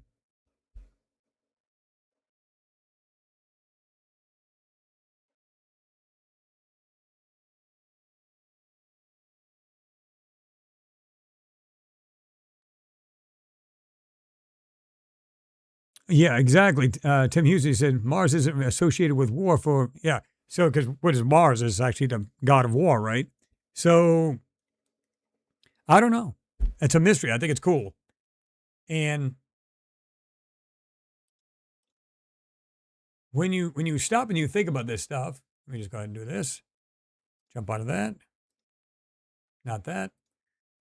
Maybe this. Because we are coming to the end. Oh, yeah. A lot of interesting talk tonight. I can tell my voice again. I talked for, what is it? Just about a little over 3 hours, I think. Closer to 3.5. I'm glad I could get in there a little bit earlier. It wasn't exactly what I wanted. I wanted like 5:30-ish, which we'll still try to do tomorrow if you guys want to. And I've got that other story I told you guys we're going to let you listen to. Really cool. Again, ancient civilizations, they're still finding left and right. And again, it comes down to how old are we really? Do we really know? From the science point of view, they know we're X amount of years old. But thanks to science, it's always changing. New information updates the information. So science isn't lying, and that's why we love science so much. Every time you turn around, it's like, we're only 6,000 years old. Then we're 8,000 years old. Then you look at Göbekli Tepe. Oh, wait a minute, it's 9 years old, or 11,000 years old. It just keeps going on and on and on. And, people are saying like we're like, 250,000 years old. Then it was like 1,000,000 years old. I don't think anybody truly knows. I really don't. Based on the science, we got a time frame, and I'm cool with that. Got a time frame, but that doesn't mean that it's absolutely correct. At the moment, it is, but that doesn't mean it's not going to change. And every time we find something, an ancient civilization or something underground, it's funny because you see these people finding these, like World War II bunkers and stuff like that. People didn't even know they were there. Of course, it's a reason they were supposed to hide them, but they see some crazy things and you go, wow, they built this and nobody knew. And some of these things are ungodly large, and the locals didn't even know it was there. So, yeah, pretty crazy stuff. There you go, Thomas. Yeah, send a ship full of plants to Mars. There you go. And it's kind of like, I'm trying to remember what it was. What the heck was it? I'm trying to remember what they were called because I think it was China that sent up those microscopic little animals. Oh, what the hell were they called? So many guys will tell me. But they had them in like these little containers, and those darn things still lived up on the moon for the longest time. I got it in my back of my mind. Oh God. No one. Oh my God. Anyway, they were microscopic little creatures, and these things they were extremophiles, right? These things could live in volcanic areas, ice cold, sub-freezing temperatures, everything, you name it. So, it doesn't surprise me that, and I'm almost guarantee it somehow, they brought up these seeds on Mars already, dug up a small hole, just covered it up, see if it would grow. I guarantee they've done it already. But that's another story in itself. We're going to let everybody go. I want to thank everybody for the support, whether it's monetary, verbally, I don't care how it is. I always appreciate you guys' support. You guys are awesome. Much love to everybody. And like I said, on the way out, if you can, please throw me a thumbs up. Throw me a comment down below if you have questions about the show, or just saying, hey, great show, appreciate it. Whatever the case is, again, helps the algorithm. Anyway, guys, appreciate you all being here. I'm glad you guys could get in there and chat as well. We're going to do this again tomorrow, so join me then. And maybe I'm going to see if we can do it somewhere around the weekend. I'm going to try to put out a video. I'm not sure if I'll have the time because I'm doing other things right now as well, as far as regular everyday stuff, everyday life. So, again, I appreciate you all. We're going to see if we can do that, but we're going to still be doing these anyway. I love doing these. These are awesome. And you guys can, if you want to drop down like suggestions for the next one, please do so. Always appreciated. So anyway, I'm going to let you folks go. Thank you. You guys are awesome. Much love to everybody. We'll see you soon. In fact, tomorrow. Again, I'm going to try to do it around 5:30ish. So let's meet here again tomorrow. Anyway, guys, much love. We'll see you soon. Peace.